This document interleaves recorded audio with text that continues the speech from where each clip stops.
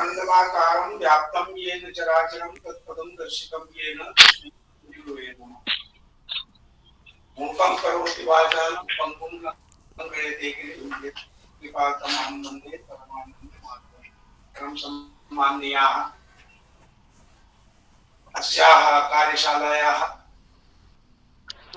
अद्यतनस्य सत्रस्य मुख्यवक्तारः आचार्याः विद्वत्कल्लजाः लब्धप्रतिष्ठाः आचार्याः सच्चिदानन्दमिश्रमहोदयाः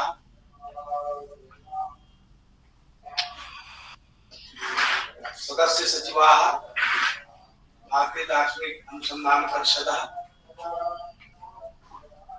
सम्माननीयाः सर्वदर्शन विभागाध्यक्षाः आचार्याः प्रभाकर प्रसाद महोदयाः वेदांतादि दर्शनेषु कृतभूरि परिश्रमाः न्याय विद्वत्कल्लजाः ऋषिकल्पाः आचार्याः रामचंद्र शर्मा महोदयाः उपस्थिताः प्रतिभागिनः ऑनलाइन माध्यमेन उपस्थिताः प्रतिभागिनः सम्प्रति अद्य अस्याः कार्यशालायाः द्वितीयदिवसः अस्य सत्रस्य मुख्यवक्तृत्वेन अस्माकं मध्ये उपस्थिताः सन्ति आचार्याः विद्वत्प्रवीणः सच्चिदानन्दमिश्रमहोदयाः। अयं कार्यक्रमः सम्यक्तया समाप्तिं स्यात् एतदर्थम् अहं निवेदयामि आचार्यैः रामचंद्र शर्मा महोदयाः मङ्गलाचरणेन अस्य कार्यक्रमस्य शुभारम्भं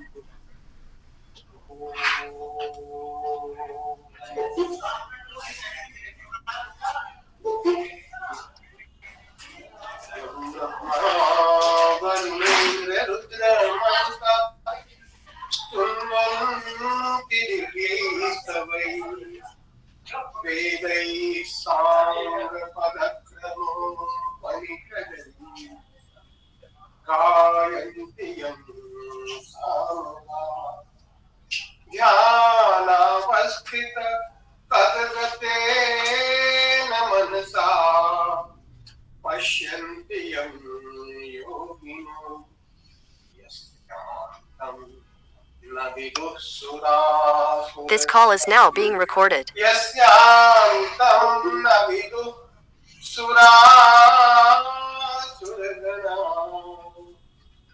देवाय तस्मै नमः। देवाय तस्मै नमः। देवाय तस्मै नमः।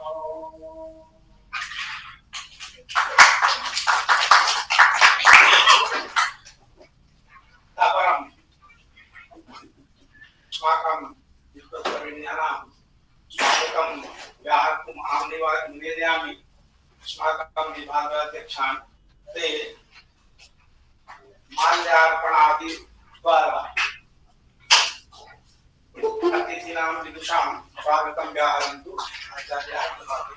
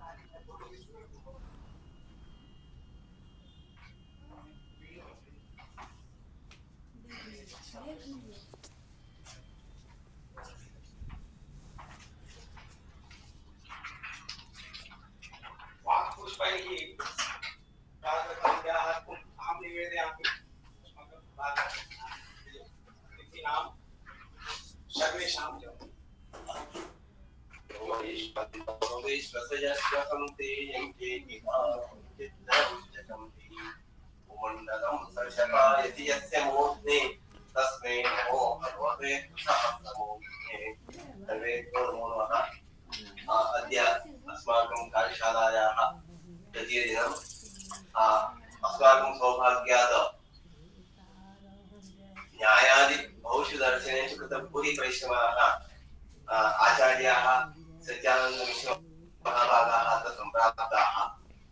एतेषां परिचयः नापेक्षते, यतः सर्वत्र सुप्रसिद्धाः देशे विदेशे च प्रतिष्ठाः। अस्माभिः बाल्यात् विद्यार्थीकालादेव ज्ञायते यत् एते बहुपरिश्रमिणः कृतभूरिपरिश्रमाः। अतः किमपि परिचयादिकं न कृत्वा वाक्पुरुषैः अभिनन्दनं स्वागतं याचयामि। एवम् अस्माकं सौभाग्यात् सम्प्राप्ताः व्याकरणविभागस्य अध्यक्षाः आचार्याः न्यायसिंहमहाभागाः, अतः तेषामपि स्वागतं विहारामि। अस्माकं न्यायविभागस्य आचार्याः वरिष्ठाः न्यायशास्त्रे कृतभूरिपरिश्रमाः रामचन्द्रशर्ममहाभागाः, एतेषामपि स्वागतं विहारामि। आचार्याः प्रोफेसर् जवाहरलाल महाभागाः एवं सहायकाचार्याः डॉक्टर गुप्तमहाभागाः, सर्वेषां स्वागतं व्याहरामि। एवं उपस्थितानां प्रतिभागिनां आभासी माध्यमेन उपस्थितानां प्रतिभागिनां च स्वागतं व्याहरामि। अन्यत् किमपि अनुक्त्वा एतेषां कृते अध्यापनाय निवेदनं करोमि।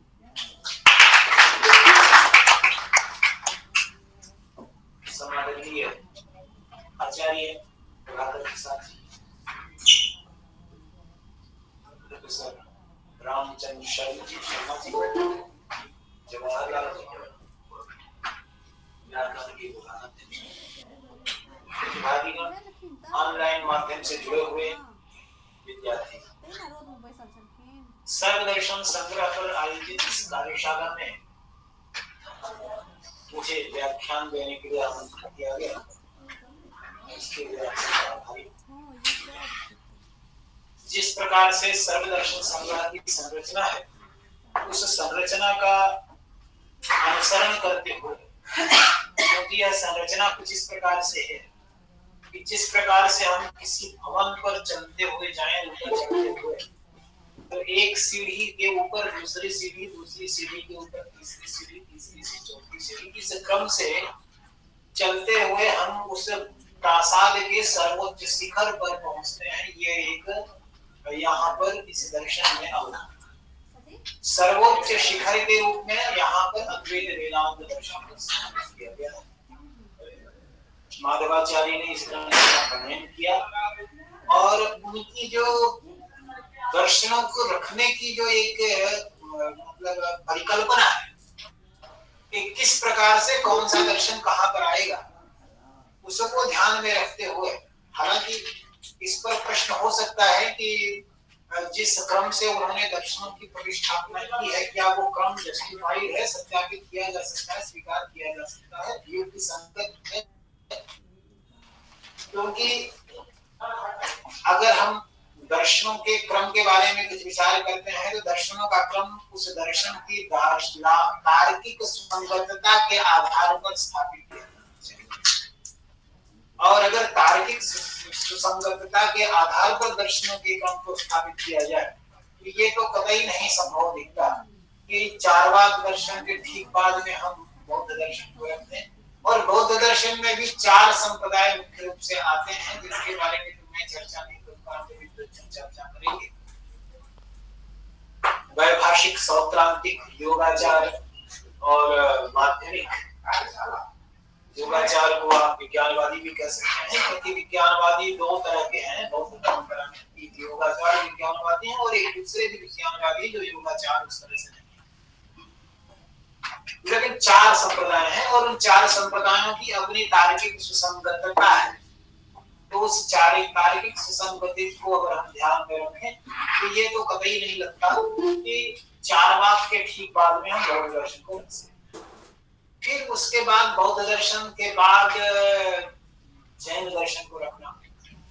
तो ये जो क्रम है, इन्होंने जो जिस तरीके से स्थापित किया है, उस क्रम के बारे में कभी और अन्य लोग विचार कर सकते हैं, उस पर भी विचार किया जाना चाहिए कि यह जो क्रम रखा गया है वो कितना सुसंगत है, कम से कम तार्किक दृष्टि से।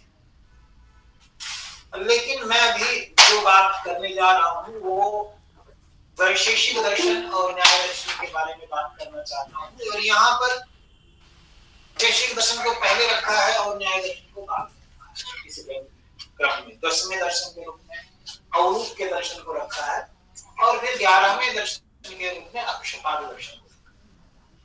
इसको भी थोड़ा सा विचार करने वाली बात है कि वैशेषिक को न्याय से पहले क्यों रखा।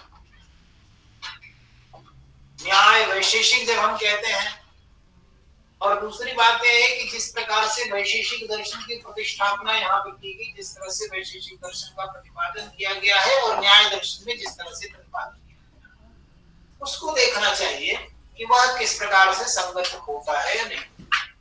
जहां तक हम देख पा रहे हैं यहाँ पर वैशेषिक दर्शन में केवल तत्व मीमांसा के बारे में बात की गई, तत्वों का प्रतिपादन किया गया है, और प्रमाण मीमांसा को बिल्कुल छोड़ दिया। क्यों छोड़ दिया गया, उसका कारण ऐसा प्रतीत होता है कि परवर्ती काल में माने उदयनाचार्य के बाद का जो समय है, उस काल से लेकर के न्याय वैशेषिक एक परंपरा के रूप में स्थापित मान लिया जाता है। क्योंकि उदयनाचार्य जी ने न्याय पर भी ग्रंथ लिखा और वैशेषिक पर भी लिखा, लक्षणावली भी लिखी, लक्षणमाला भी लिखी। लक्षणमाला जो है वो न्याय परंपरा पर संबंधित है और लक्षणावली वैशेषिक परंपरा से संबंधित है। और जब हम न्याय सिद्धांत मुक्तावली वगैरह ग्रंथों को पढ़ते हैं तो वहां पर भी इस प्रकार से बात आती है, एते च पदार्थाः वैशेषिके प्रसिद्धाः नैयायिकानामपि अविरुद्धाः। इस तरह की बात वहां पर कही गई है कि ये जो पदार्थ हैं वो वैशेषिक में प्रसिद्ध हैं, लेकिन नैयायिकों के लिए वो अविरुद्ध है। और उसमें समाधान भी दिया गया है उन सारी जगहों पर कि भाई गुण प्रकरण में, चिंतामणि के गुण प्रकरण में उस प्रकार से चिंता की गई है कि इसका अंतर्भाव हो सकता है कि नहीं, कौन को अलग पदार्थ माना जा सकता है, इस शक्ति को अलग पदार्थ माना जा सकता है कि नहीं। क्योंकि न्याय जो है वो मुख्यतया तो प्रमाण को लेकर के चलता है। तो न्याय के जो पदार्थ है 16 तत्व, अब न्याय सूत्रों की बात करें तो वहां पर 16 तत्वों के बारे में बात आती है। प्रमाण, प्रमेय, संशय, प्रयोजन, दृष्टांत, सिद्धांत, प्रयोग, तर्क, निर्णय, वाद, तर्क, वितंडा, हेत्वाभास, छल, जाति, तत्व ज्ञान निश्चयसाधिगम कहते हुए न्याय सूत्रकार गौतम ने 16 तत्वों के बारे में बात की। ये जो 16 तत्व वहां पर बताए गए हैं, इन 16 तत्वों को वैशेषिकों के पदार्थों की तरह नहीं समझा जा सकता। वैशेषिकों का जो पदार्थ है, 7 पदार्थ जिसको कहते हैं, उन 7 पदार्थों की एक बड़ी विशिष्ट बात है कि उसमें मतलब एक तरह से कहना चाहिए कि वो 7 अलग अलग कक्ष बना दिए गए हैं और इस कक्ष से दूसरे में कोई जा नहीं सकता। वो जो द्रव्य है वो द्रव्य ही है, वो किसी दूसरी जगह आ नहीं सकता। गुण है वो गुण ही रहेगा, वो कहीं और नहीं आ सकता। लेकिन ये जो 16 तत्व है, इन 16 तत्वों का हिसाब किताब बड़ा अजीब सा है। अजीब इस मामले में है कि कह दिया गया कि भाई प्रमाण, प्रमेय, संशय, प्रयोजन। आप देखिए तो प्रमेय में ही सब आ जाएगा, प्रमेय में प्रमाण भी आ जाएगा, फिर उसके बाद में संशय, प्रयोजन, दृष्टांत, सिद्धांत, अवयव, तर्क, निर्णय, वाद, तर्क, वितंडा, ये सब प्रमेय में परिगणित हो जाएंगे। तो फिर प्रमेय के अलावा उनको गिनने की जरूरत क्या है, ये बड़ा सवाल खड़ा होता है। इस तरह का प्रश्न वैशेषिक परंपरा में कहीं पर भी खड़ा नहीं होता।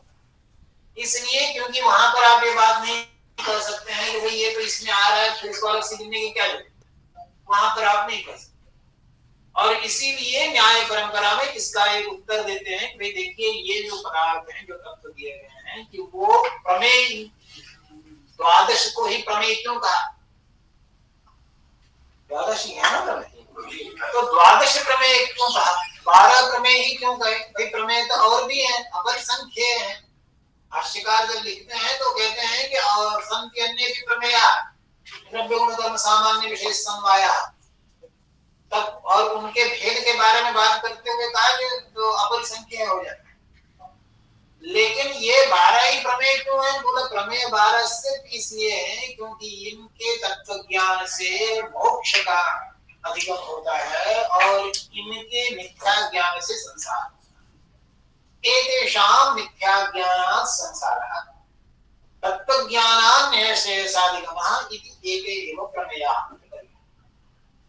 तो ये 12 प्रमेय, क्योंकि भाई आत्मा है, शरीर है, इंद्रियात्म शरीर इंद्रिय, अभिप्राय ये है हमको गलत ज्ञान बहुत सारी चीजों के बारे में हो सकता है, लेकिन बहुत सारी चीजों के गलत ज्ञान होने से हमारा कुछ बनता बिगड़ता नहीं, हमारा बहुत नुकसान नहीं। लेकिन ये इतने ऐसे हैं जिनके गलत होने के बारे में जानकारी होने से बहुत कुछ बिगड़ता है। उदाहरण के तौर पे जो लोग दर्शन के विद्यार्थी हैं, उनको अगर विज्ञान के बारे में कोई गलत जानकारी हो तो उनका दर्शन में क्या बिगड़ता है? वो ज्यादा कुछ जानकारी बिगड़ता है। उनको अगर मोबाइल कैसे बनता है इसके बारे में गलत जानकारी हो तो इससे उनका कुछ नुकसान नहीं होने वाला, ठीक है कि नहीं? लेकिन दर्शन के सिद्धांत के बारे में अगर गलत जानकारी हो गई तो परेशान। उसी प्रकार से ये जो 12 तत्व हैं, इन 12 तत्वों के बारे में अगर आपको सही जानकारी नहीं है, मिथ्या ज्ञान है, तो फिर घूमते रहना है संसार में ही, क्योंकि वो मिथ्या ज्ञान होगा। अब आत्मा के बारे में अगर मिथ्या ज्ञान है हमको, तो हम उसी तरीके से बाकी व्यवहार करेंगे। हम सोचेंगे कि शरीर में आत्मा, शरीर ही आत्मा है, तो भाई शरीर को सुखी रखने के लिए, शरीर की सुरक्षा के लिए, शरीर को जो प्रिय लगता है उसके लिए सब कुछ करना जाएगा। उसमें गलत क्या है? क्यों आखिर उसके लिए हम शरीर को कष्ट दें? भाई शरीर ही आत्मा है, आत्मा तो सबको प्रिय है, तो शरीर ही अगर आत्मा है और शरीर सबको प्रिय है तो शरीर के हित के लिए ही हमेशा आचरण करना उचित हो। उसमें अनुचित क्या है? तो अगर किसी के बारे में अगर हमारे शरीर को संतुष्टि प्राप्त होती है किसी दूसरे को पीड़ा दे करके, तो भी उसमें क्या करें? तो ऐसी स्थिति में समस्या खड़ी होगी। हमारा जो आचरण होगा वो मनमाना होगा, और मनमाना जो आचरण होगा उस आचरण के अनुसार हमको जो है कर्म फल की प्राप्ति होगी, और फिर हमको पुनर्जन्म की परंपरा लगी रहेगी। अनादि ही अनंतः, वो जो अनादि ही शांतः प्रेत्य भाव, जो अनादि और शांत प्रेत्य भाव है वो प्रेत्य भाव माने मर करके हम फिर जन्म लेते हैं, तो पुनरपि जननम पुनरपि मरणम ये चलता रहे। तो ये जो संसार है उस संसार से अगर छुटकारा प्राप्त करना है, माने ये जो बंधन है उस बंधन से मुक्ति प्राप्त करनी है, तो हमको आत्मा, शरीर, मन, इंद्रियां, इन सब के बारे में तत्व ज्ञान होना चाहिए। तो इसलिए प्रमेय बताया जा रहा है, और उन प्रमेयों को जानने के लिए एक प्रविधि बताई। प्रविधि बताई कहां से लेकर के? संशय से लेकर के निर्णय पर्यंत, संशय से लेकर के निर्णय पर्यंत एक प्रविधि बताई गई है न्याय परंपरा में। संशय केवल दृष्टांत सिद्धांत और तर्क है। तो संशय से जो भी हमारी इंक्वायरी है वो संशय से शुरू होती है। पता चला ऐसा है कि वैसा है, और ये जो संदेह हो गया तो संदेह के बाद हम विचार करना शुरू करते हैं, जानने का प्रयास। संशय को कहा जाता है कि ज्ञान का वो पूर्व विषय। अगर संशय नहीं हुआ, गीता में कृष्ण ने कहा है कि संशयात्मा विनश्यति, लेकिन संशयात्मा विनश्यति के साथ साथ एक और बात भी कही है, तद विद्युत प्रणिपातेन परिप्रश्नेन से। उसको जानो, कैसे जानो? प्रणिपात से जानो, परिप्रश्न से जानो। परिप्रश्न का मतलब होता है घेर करके प्रश्न पूछो, हर तरफ से सवाल करना। सवाल कौन करता है? जिसको संदेह रहता है। जिसको संदेह नहीं रहता वो सवाल क्यों करेगा? ठीक है कि नहीं? तो गीता जहां से शुरू होती वहां पर ही संदेह ही है, मैं युद्ध करूं कि ना करूं, मुझे युद्ध करना चाहिए कि नहीं करना चाहिए, इस संदेह से ही गीता की शुरुआत हुई। तो जो संदेह से शुरुआत होने के बाद भी जब संशयात्मा विनिश्चित कहा गया है, तो संशयात्मा विनिश्चित का अभिप्राय यह है कि जबरदस्ती का संदेह नहीं। संदेह वहीं तक स्वीकार्य हो सकता है जहां तक वो आधार के साथ, निराधार संदेह नहीं। क्योंकि जब निराधार संदेह करने वाला व्यक्ति है, अब जैसे कि वो चारवाक संदेह करता है, चार्वाक संदेह करता है कि वे जैसे नैयायिक करते हैं कि उपाधि जहां पर नहीं निरुपाधिक है तो व्याप्ति मान ली गई। अब उसके लिए संदेह करना शुरू हो सकता है कोई ऐसी उपाधि हो जो प्रत्यक्ष सिद्ध ना हो, जो अदृश्य उपाधि हो। तो अब ये अदृश्य उपाधि के बारे में जो संदेह करना है ये तो निराधार संदेह है। तो इस निराधार संदेह की तरफ नहीं जाना। निराधार संदेह होगा तो वो विनाश को प्राप्त करेगा। तो इसलिए संशयात्मक विषय। लेकिन कहना यह है कि न्याय परंपरा में जो 16 तत्व माने गए हैं, प्रमाण प्रमेय संशय प्रयोजन, तो प्रमाण और प्रमेय ये जो प्रमुख है। प्रमाणों के द्वारा प्रमेय को जानना है। किन प्रमेयों को जानना है? बाकी प्रमेयों को जानने न जानने से बहुत अंतर है, लेकिन ये जो 12 प्रमेय है इनको जानना है। आत्मा को जानिए, आत्मा के जानने के बारे में तो श्रुति में भी कहा गया है, आत्मा बारे दृष्टव्य श्रोतव्य मंतव्य निध्यासव्य। तो अब आत्मा को जानने के बारे में श्रुति में भी कहा गया, तो आत्मा को जानना। और आत्मा को जानने की जरूरत साथ साथ क्यों है? जिनके साथ आत्मा के होने का भ्रम है उनको भी जानना पड़ेगा। शरीर के भी आत्मा होने का भ्रम है, मन के भी आत्मा होने का भ्रम है, इंद्रियों के भी आत्मा होने का भ्रम है, इन सबको भी जानना पड़ेगा। क्योंकि ये सारा का सारा झमेला ये है कि एक को दूसरा समझे। अन्यथा जो जैसा नहीं उसको वैसा समझ ले। तो कैसा समझ लेना है? इंद्रियों को इंद्रिय न समझ करके, इंद्रियां क्या है? ज्ञान साधन। ज्ञान साधन न समझ करके उनको ज्ञाता समझ लेना। मन जो ज्ञान साधन है उसको अंतःकरण है, उसको अंतःकरण न समझ करके उसको ज्ञाता समझ लेना। ज्ञान को ही ज्ञाता समझ लेना या ज्ञाता नहीं है इस प्रकार से समझ लेना, तो अलग अलग प्रकार के मिथ्या ज्ञान से तो अलग अलग प्रकार के मिथ्या ज्ञान को दूर करने की जरूरत है। प्रमाण के माध्यम से और केवल प्रमाण के माध्यम से नहीं संभव होगा, उसके लिए एक प्रक्रिया का अनुपालन भी करना है। इसलिए वहां पर बताया संशय से लेकर फिर निर्णय के बाद जो बाद से शुरू होकर के निग्रह स्थान पर्यंत है वो एक दूसरी प्रक्रिया बताई गई। तो उस प्रक्रिया के माध्यम से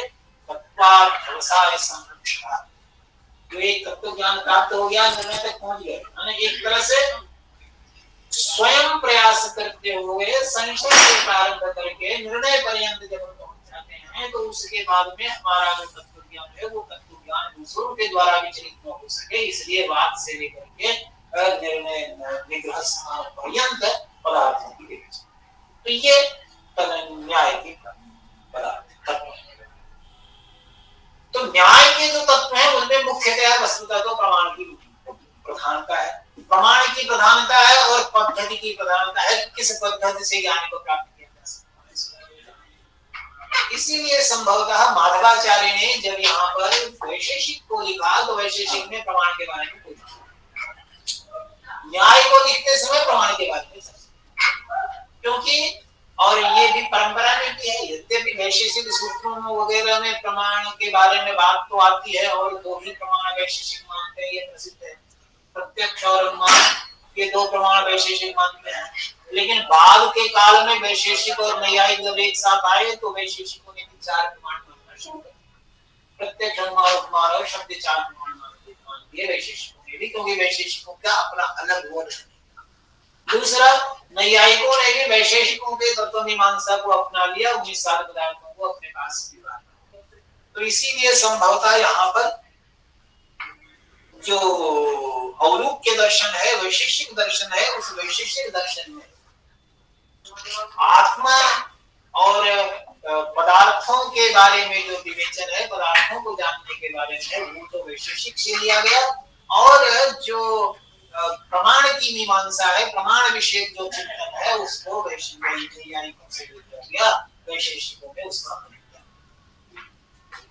तो यहाँ पर इस ग्रंथ में इसको देखते समय बहुत ज्यादा तो हम नहीं बताएंगे, क्योंकि समय भी हम लोगों के पास अल्प है, चीजों के बारे में एक परिचय हो जाना चाहिए। तो यहाँ पर जो वैशेषिकों के दर्शन के बारे में बताया गया, वो वैशेषिकों के दर्शन के बारे में बताया गया, क्योंकि शुरुआत जो करते हैं वैशेषिक सूत्र में, अथातो धर्मं व्याख्यास्यामः। अब इसके बाद में है धर्म की व्याख्या करेंगे, ये वहां पर प्रतिज्ञा। तो अब धर्मं व्याख्यास्यामः करके फिर उसके बाद में बताया गया, ये तो विदे निशेष सिद्धि से धर्म, जिसके द्वारा अभ्युदय की सिद्धि हो और निश्रेयस की सिद्धि हो उसको धर्म कहते हैं। और उसके बाद में फिर धर्म की विवेचना करते समय बता दिया कि द्रव्य गुण कर्म साधर्म वैधर्म ज्ञान के बारे में बताना शुरू कर दिया। अब इस पर भी बड़ी आलोचना अन्य दार्शनिक लोग करते हैं कि ये तो कुछ उसी प्रकार से है कि आपने बताया करेंगे ये कर कुछ और है। आपने बताया यदोभ्युदय निश्रेयस सिद्धि सधर्म, अभ्युदय और निश्रेयस की सिद्धि किसके द्वारा होती? धर्म के द्वारा होती है। धर्म क्या? वो धर्म है। वो कौन सा धर्म है जिससे अभ्युदय और निश्रेयस की सिद्धि होती है? क्योंकि जैमिनी सूत्रों में भी धर्म के बारे में बताया गया है, वहां पर भी कहा गया था तो धर्म जिज्ञासा, इसके बाद में धर्म की जिज्ञासा होती है। और अनेक जगहों पर कहा जाता है वेद प्रणहितो धर्म अधर्मस्तन विपर्यय, वेदों के द्वारा जो प्रणहित है वो धर्म है। आप तो मतलब पहली बात अगर देखा जाए वैशेषिकों के बारे में, तो वैशेषिकों ने तो दो ही प्रमाण जब माना शुरू में, प्रत्यक्ष और अनुमान, तो वेद को तो कर दिया कि ना, वेद तो उस प्रकार से आया नहीं। अब वेद प्रमाण है भी कि नहीं है, और है तो कैसे है, ये प्रश्न खड़ा हो जाता है। क्योंकि जब प्रत्यक्ष और अनुमान को ही प्रमाण मान रहे हैं तो वेद को प्रमाण मानना तो कहीं से भी समझ भी नहीं आता। लेकिन ये कहना भी बड़ा मुश्किल हो जाएगा कि वेद को प्रमाण नहीं मानते हैं, क्योंकि अगर वेद को प्रमाण नहीं मानते हैं तो फिर नास्तिक घोषित कर दिए जाएंगे। क्योंकि जो हमारी परिभाषा दी गई है उसमें वैदिक और अवैदिक के रूप में दर्शनों का विभाग करते हैं। जो वैदिक है वो आस्तिक है, जो अवैदिक है वो नास्तिक है। तो ये भी अगर वेद को प्रमाण नहीं मानते तो नास्तिक हो जाएंगे। तो कैसे उसको प्रमाण माना जाए, क्या किया जाए? तो वहां पर एक सूत्र आता है, वो बताता है तद्वचनादाम्नायस्य प्रामाण्यम्। तद्वचनात्, अब ये तद्वचनात् जो कहा गया है, यहाँ पर भी तत्शब्द से किसका परामर्श किया गया है, ये एक बड़ा चित्र है। व्याख्याकारों ने भी इसके बारे में बहुत मतलब अलग अलग तरीके की बात कही है। कुछ लोगों ने कहा कि भाई पहले कहा गया है कि भावे धर्म व्याख्या श्यामा, फिर कहा गया है कि तो अभ्युदय निश्रेयस सिद्धि सधर्म, तो तत्पद शब्द जो होता है बुद्धि विषयक का उपलक्षण होता है, बुद्धि विषय का उपलक्षण होता है। तो तद्वचनाम नाम धर्म वचनामयस्य प्रामाण्यम्, ये लेकिन धर्म वचनादाम्नायस्य प्रामाण्यम् कहें तो धर्म वचन का मतलब क्या हुआ है कि धर्म विषय तो कथन होने के कारण धर्म के बारे में बताया गया हुआ है, इसलिए जो है आम्नाय का प्रामाण्य है।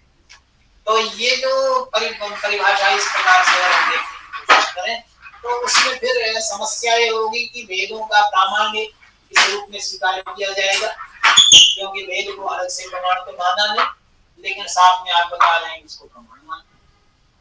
तो दूसरी एक व्याख्याकारों ने की है, वो कहते हैं कि तद नाम ईश्वर, तद वचनाम नाम ईश्वर वचनात् आम्नायस्य। तो ईश्वर का वचन होने के कारण आम्नाय का प्रमाण, ईश्वर ने वेदों का उच्चारण किया है, वेदों को बोला है, इसलिए वेदों को प्रमाण माना। हालांकि समस्या फिर भी पूरी की पूरी हल नहीं होती, क्योंकि वेद ईश्वर का वचन होने के कारण वेद को प्रमाण मानना है अगर, तो वेद को अलग प्रमाण मानेंगे तो दो ही प्रमाण तो नहीं रह जाएंगे। तो ये एक बड़ी असुविधा है वैशेषिक। वो ये कहते हैं, जैसा कि हम देखते हैं स्वष्टपाद भाष्य वगैरह में, न्याय कंदली वगैरह में भी, योमवती वगैरह जो ग्रंथ में भी, वहां पर ये न्याय लीलावती ग्रंथ जो है उसमें भी वहां पर ये बताया गया कि भाई जो वेद हैं उन वेदों को वस्तुतः अनुमान के अंतर्गत होने के कारण शब्द को स्वतंत्र प्रमाण, जब कहा जाता है कि दो ही प्रमाण है तो दो प्रमाण को कहने का तात्पर्य ये नहीं है कि ये शब्द प्रमाण नहीं है, शब्दों की प्रमाणम, परंतु शब्द न प्रमाणांतरम। शब्द प्रमाण तो है परंतु वो प्रमाणांतर नहीं, माने प्रत्यक्ष और अनुमान से अलग नहीं।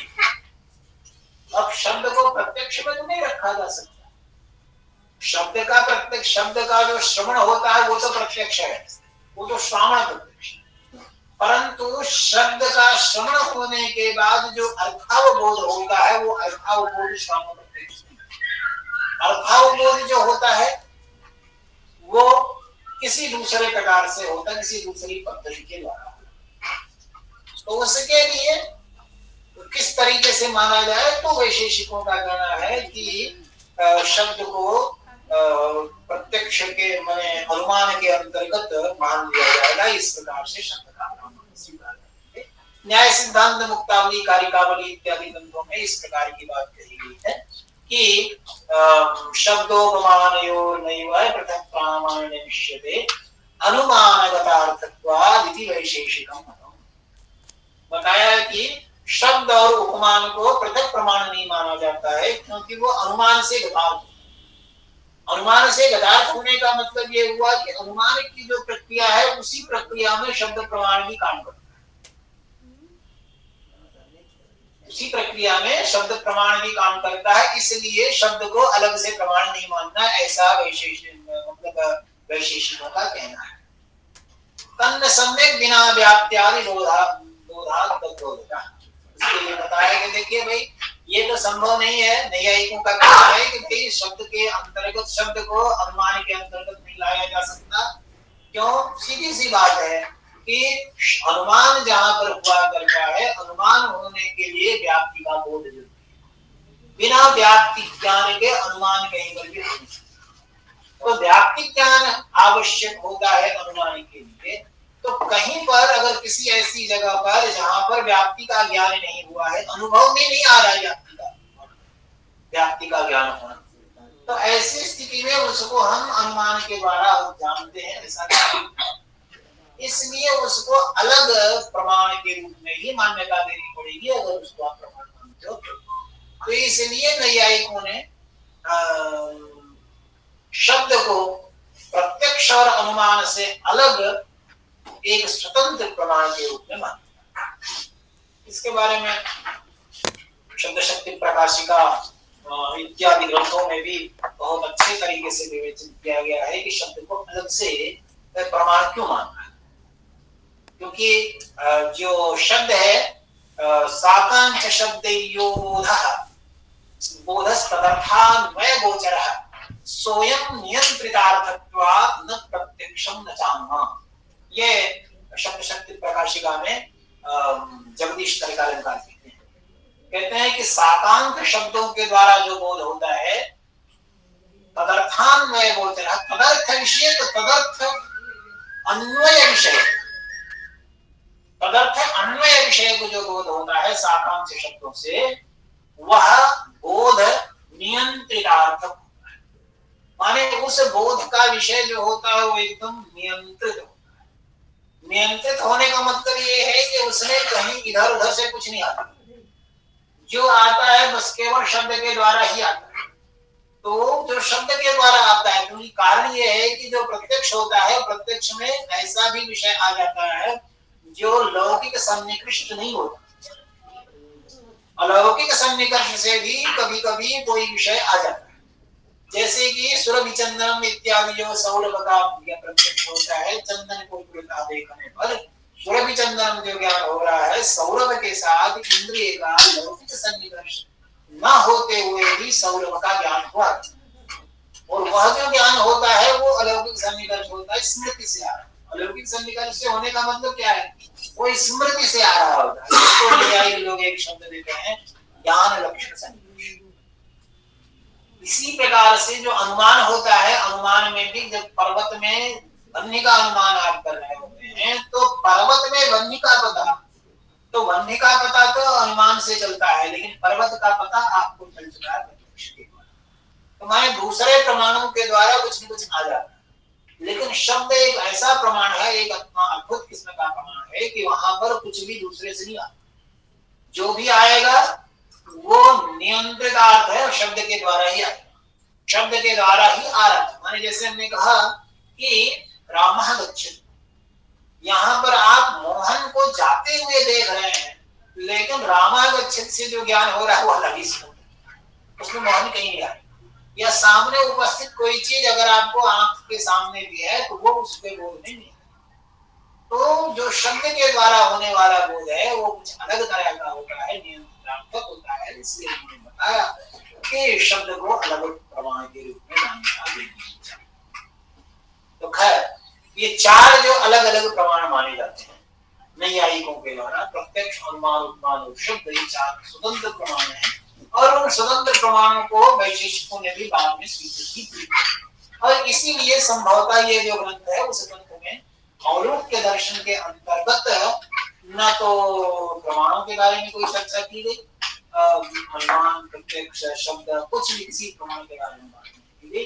कुल मिलाकर के इन्होंने औलूक्य दर्शन पर बात करते हुए केवल 7 पदार्थों के ऊपर अपना ध्यान दिया और उनमें से भी मुख्यतया 6 पदार्थों या क्योंकि जो अभाव है उस अभाव के साथ बात यह है कि सूत्रकार ने अभाव को गिना नहीं। ऐसा भी नहीं है कि अभाव की चर्चा नहीं की गई सूत्रों में, सूत्रों में अभाव की चर्चा की गई, चारों में अभाव की चर्चा की गई। ये जरूर है कि अभाव को गिना नहीं, 6 पदार्थों को केवल गिन दिया। तो क्यों नहीं गिना, इस पर भी प्रश्न खड़ा होता है कि क्यों नहीं गिना, उनको छोड़ क्यों दिया। अगर नहीं गिना है इसका मतलब ऐसा नहीं उनको नहीं मानते, लेकिन परंपरा ये बताती है कि नहीं भी गिना है तो भी उसको मानना है, क्योंकि वो इसलिए नहीं गिना क्योंकि भाव रूपेण केवल 6 पदार्थों की प्रतीति होती है और निषेध रूप से अभाव की प्रतीति होती है, इसलिए उसके बारे में उसको उन्होंने गिना। तो ये जो 6 पदार्थ हैं या अभाव को लेकर के 7 जो पदार्थ हैं, उन पदार्थों को जानने की जरूरत है, क्योंकि यहाँ पर जो हमने बताया ना कि अथातो धर्म व्याख्यास्याम है, वो धर्म को जानना। और धर्म किसको कहते हैं, इस शब्द को भी नैयायिकों ने बाद में जाकर के परिभाषित किया गया था।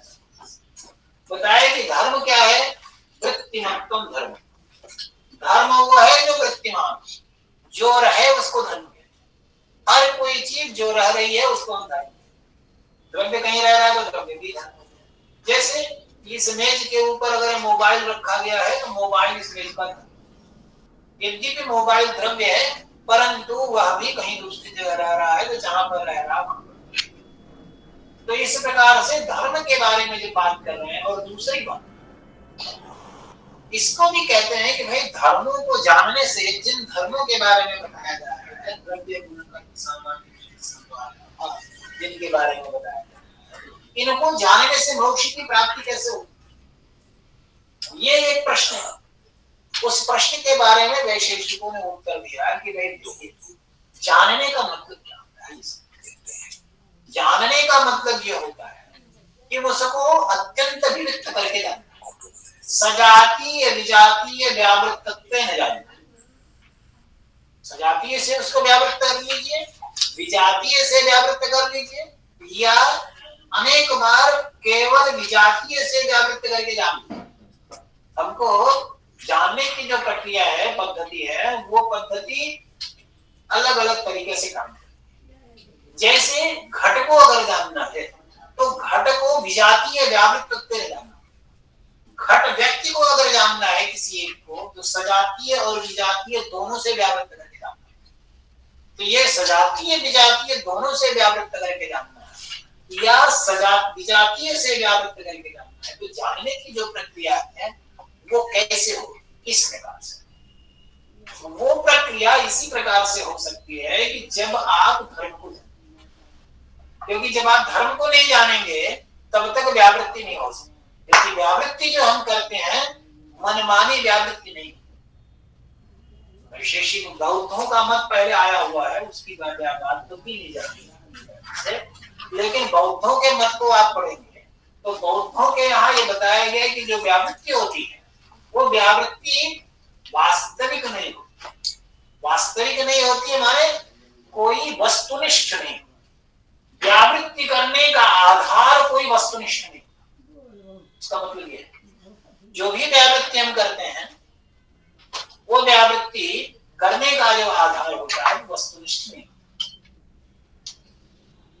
चाहे बात समझ में नहीं आती। एक उदाहरण देकर के, अगर मैं आप लोगों से बोलूं कि आप जाइए बाहर दूसरे कमरे में देखिए और लौट करके मुझे बताइए कि वहां पर कितनी कुर्सियां हैं, आप लोगों में से कितने लोग जाकर के बता सकते हैं, जाकर के देख के बता सकते हैं कितनी कुर्सी? आपको हर कोई बता सकेगा? हर कोई बता देगा ना? अच्छा, अब उसने यहाँ पर ही इतनी कुर्सियां रखी हुई है, मेरी कुर्सी थोड़ी सी ऊंची है, इनकी कुर्सी थोड़ी सी नीची है, उनकी वो कुर्सी थोड़ी अलग तरह से, उधर प्लास्टिक की कुर्सी रखी हुई है ना। अब आप जब गिनोगे तो इन सारे कुर्सियों को गिनोगे कि इसको छोड़ दोगे या उसको छोड़, सबको गिनेंगे, है ना। अच्छा, ये सारे कुर्सियों को जो आपने गिना, गिनने का मतलब क्या हुआ? इन सारे कुर्सियों को आपने बाकी दुनिया से अलग कर दिया। नहीं, अगर बाकी दुनिया से इन कुर्सियों को अलग नहीं किया होगा तो क्यों इतने क्यों गिनते?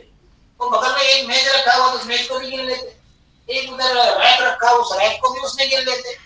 आपने इस कुर्सी को, उस कुर्सी को, इसको, उसको, ये जो अलग अलग विलक्षण कुर्सियां हैं उन सभी कुर्सियों को तो गिन लिया, लेकिन वो रैक रखा हुआ तो उसको छोड़ दिया।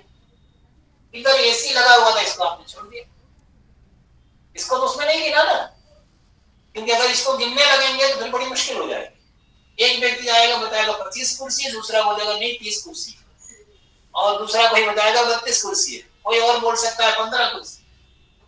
ये हम सब जब गिनते हैं तो सब वेरीफाई कर सकते हैं ना। एक गया गिन के आया, बताया कि हाँ 25 कुर्सी, दूसरा भी गया हाँ 25 कुर्सी, बता देगा। यानी कि आपने क्या किया, ये जितनी कुर्सियां थी उन कुर्सियों को बाकी दुनिया से व्यावृत कर लिया, अलग कर लिया, ठीक है कि नहीं? अलग कर लिया। अब अगर इनको अलग आपने कर लिया तो किस आधार पर अलग किया? ये स्वरूप के आधार पर कैसे? ये तो इतनी बड़ी सी थी, ये तो छोटी सी थी, जो अलग तरह की है। ये 3 कुर्सियां आपके सामने रखी हुई, इनमें आप बताओ कि किस आधार पर आपने इन सबको एक वर्ग में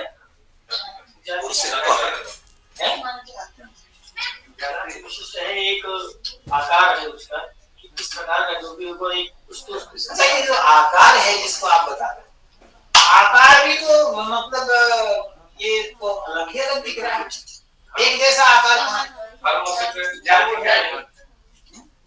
उसमें एक कुर्सी जब हम कहते हैं तो चाहे वो छोटी हो या बड़ी हो, चाहे स्पेशल हो, चाहे कुछ भी हो, उससे कहने का सभी कुर्सियों का बोध हो जाता है।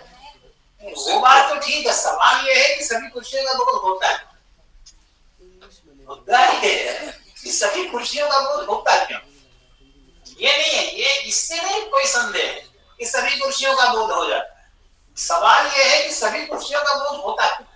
ये सभी कुर्सियों को जो आप मतलब इसको भी देखिए, जब न्यायिक या दार्शनिक बोलते हैं कि सभी कुर्सियों का बोध हो जाता है, तो ये बोध होना या समझना दोनों एक ही चीज है या अलग अलग? जानना मतलब इसको इस रूप में समझो, कहा जाएगा कि जानना और समझना दोनों एक चीज है कि अलग अलग चीज? दोनों अलग अलग। जानना तो आप ये जो सभी कुर्सियों को एक तरफ रखते हैं, तो ये सभी कुर्सियों को एक साथ जानते हैं या सभी कुर्सियों को एक साथ समझते हैं? ठीक है, आप लोग समझ रहे हैं इस बात को कि जानने और समझने का जो भेद है कि एक सभी कुर्सियों को एक साथ जानना, सभी कुर्सियों को अलग अलग एक साथ समझना, ये दोनों चीजें। समझने और जानने में क्या अंतर है? तो किसी विषय के बारे में कोई भी एक वस्तु है, जैसे यह एक मोबाइल है, हम यह जानते हैं इसका स्वरूप क्या था, तो यह मोबाइल है, यह हम जान रहे हैं, इसका ज्ञान हमें है कि यह मोबाइल है, लेकिन ये समझ रहे हैं कि मोबाइल है, समझते हैं इसलिए मोबाइल है, क्योंकि वो शब्द मुझे लेकिन ये समझ में आ रहा है कि दोनों में अंतर है। अब देखिए ये जो है जो समस्या है, ये समस्या नैयायिकों और बौद्धों की समस्या। नैयायिक ये बोलता है कि जानने और समझने में कोई अंतर नहीं है। नैयायिक ये कहता है कि जानने और समझने में कोई भेद नहीं है, दोनों में कोई अंतर नहीं है। जब आप जान रहे हैं तो समझ रहे हैं, वो कोई अलग बात नहीं है, क्योंकि समझना भी एक प्रकार का जानना है। बौद्ध कहता है कि नहीं, जानने और समझने में एक बहुत बड़ा अंतर। क्या अंतर है? जानना जो होता है वो बिल्कुल ही नितांत वस्तुनिष्ठ होता है, और समझना नितांत वस्तुनिष्ठ नहीं होता है। समझना जो होता है वो व्यक्तिनिष्ठ। जब आप समझते हैं तो वो समझने की प्रक्रिया जो है वो व्यक्तिनिष्ठ वैयक्तिक हो। माने समझने में आप अपनी ओर से भी कुछ उसमें जोड़ देते हैं, ठीक है। तो अब न्यायिक कहता है कि जो कुर्सियों को आपने अलग अलग एक तरफ किया, तो ये आपने सारे कुर्सियों को एक तरफ समझा, एक तरफ जाना है। क्यों जाना? इसलिए जाना क्योंकि सभी कुर्सियों में एक अनुगत धर्म है और उस अनुगत धर्म को कहते हैं जाति। सभी कुर्सियों में एक अनुगत धर्म है, जिस अनुगत धर्म को कहते हैं। एक कुर्सियों के अलावा आप दूसरे उदाहरण ले सकते हैं। भारत में रहने वाले मनुष्य, चीन में रहने वाले मनुष्य, मंगोलिया में रहने वाले मनुष्य, एशिया में रहने वाले मनुष्य, अमेरिका में रहने वाले मनुष्य, सब तो अलग अलग तरह के होते हैं, सब तो अलग अलग तरह के दिखते हैं ना। कोई छोटा, किसी की नाक चिपटी होती है, किसी की आंख बड़ी होती है, किसी के पैर छोटे होते हैं, कोई लंबा ज्यादा होता है, कोई मोटा ज्यादा होता है, सब अलग अलग तरह के होते हैं। सही है कि नहीं? होते हुए भी उन सबको आप मनुष्य के रूप में पहचानते हैं। इसको इस रूप में कहा जाए, थोड़ा सा एक और शब्द का प्रयोग किया जाए कि हम सबको मनुष्य के रूप में पहचानते हैं। इसमें कोई संदेह नहीं। न्यायिक भी कहेगा कि मनुष्य के रूप में पहचानते हैं, बौद्ध भी कहेगा कि मनुष्य के रूप में पहचानते हैं। लेकिन पहचानना जानना है, ये न्यायिक बोलेगा। बौद्ध बोलेगा कि पहचानना जानना नहीं, पहचानना केवल समझना है। आप उसको समझ रहे हैं, उस रूप में वो है नहीं। जैसे कि शायद पता नहीं हम विषय के हिसाब से बोल रहे हैं कि नहीं बोल रहे मालूम नहीं, लेकिन ग्रंथ जो सर्वदर्शन संग्रह है उसके हिसाब से सभी दर्शनों के बारे में समझाने के लिए मुझे लगता है इन सारी चीजों को थोड़ा सा समझना जरूरी है। क्योंकि यहाँ पर औलूक के दर्शन में जितनी भी परिभाषाएं दी गई हैं वो सारी परिभाषाएं जाति को आधार द्रव्यत्व जाति मतम द्रव्यत्व, द्रव्य की परिभाषा दी गई द्रव्यत्व जाति के आधार पर। द्रव्यत्व क्या है उसकी परिभाषा दी गई तो पहचानना एक के हिसाब से पहचानना जानना है, दूसरे के हिसाब से पहचानना जानना नहीं। पहचानना अगर जानना है इसका मतलब उसमें भ्रम नहीं होगा, कोई गड़बड़ी नहीं होगी। और पहचानना अगर जानना नहीं है, समझना है, उसमें गड़बड़ी की गुंजाइश होने से। क्यों? जैसे कि एक उदाहरण देते हैं कि रात में दीपक जला दिया गया, सुबह तक वो दीपक जलता रहा, उस दीपक को आप सेयम दीप कलिका करके पहचानते जरूर है, लेकिन वो होती नहीं, वो सेयम दीप कलिका है नहीं। सचमुच में वही दीप कली नहीं है, वो दिया तो बदलता जा रहा है, प्रतिक्षण परिवर्तित हो जा रहा है, बदलता जा रहा है। तो ये जो इसी को कहते हैं कि प्रत्यभिज्ञा, तो प्रामाण्य मानना कि नहीं मानना, प्रत्यभिज्ञा को प्रमाण मानना या नहीं मानना, ये जो प्रश्न है। न्यायिक तो प्रत्यभिज्ञा को प्रमाण मानते हैं। वो कहते हैं कि प्रत्यभिज्ञा माने पहचानना, पहचानना जो है वो जानना है, इसे प्रमाण है। वो बौद्ध कहते हैं कि पहचानने का मतलब जानना नहीं है, समझना है। और ये आप ध्यान में रखो, विचार करो, जब पता अनुशीलन करोगे, इसकी परीक्षा करोगे तो पता चलेगा कि जितना भी पहचानना है वो सब पहचानना है। जितनी भी पहचान होती है, जितनी भी प्रत्यभिज्ञा होती है, वो हर एक प्रत्यभिज्ञा का, कोई भी प्रत्यभिज्ञा सही नहीं, कोई भी पहचान सही नहीं, क्योंकि पहचान सही होने के लिए आवश्यक होगा कि वो वस्तु हूबहू वैसी ही हो, वही हो, तभी पहचानना सही। लेकिन ये कहीं पर भी प्रैक्टिकली संभव नहीं होता। हर जगह पर वस्तु तो बदलती रहती है, व्यक्ति को बदलती नहीं, तो इसलिए ये पहचान संभव नहीं है। तो ये मैं जो बात कर रहा था थोड़ी देर पहले, जहां से मैंने बात शुरू की कि ये जो कुर्सियों को आपने एक साथ रखा, तो उन सारे कुर्सियों में कोई एक अनुगत है, मतलब वो कहते हैं वो जाति क्या है, उन वस्तु में है, वो कुर्सियों के अंदर एक धर्म है, और उस धर्म के आधार पर सभी कुर्सियों का आपने क्या किया, मतलब इसको इस तरह से समझिए। जैसे स्कूल होता है, स्कूल में बच्चे जाते हैं, तो स्कूल में जब बच्चे जाते हैं तो बच्चों को एक आइडेंटिटी कार्ड, वो आइडेंटिटी कार्ड से बच्चे की पहचान हो जाती है। इस स्कूल का बच्चा है, कैसे पता चला, वो आइडेंटिटी कार्ड उसके पास मिल गया।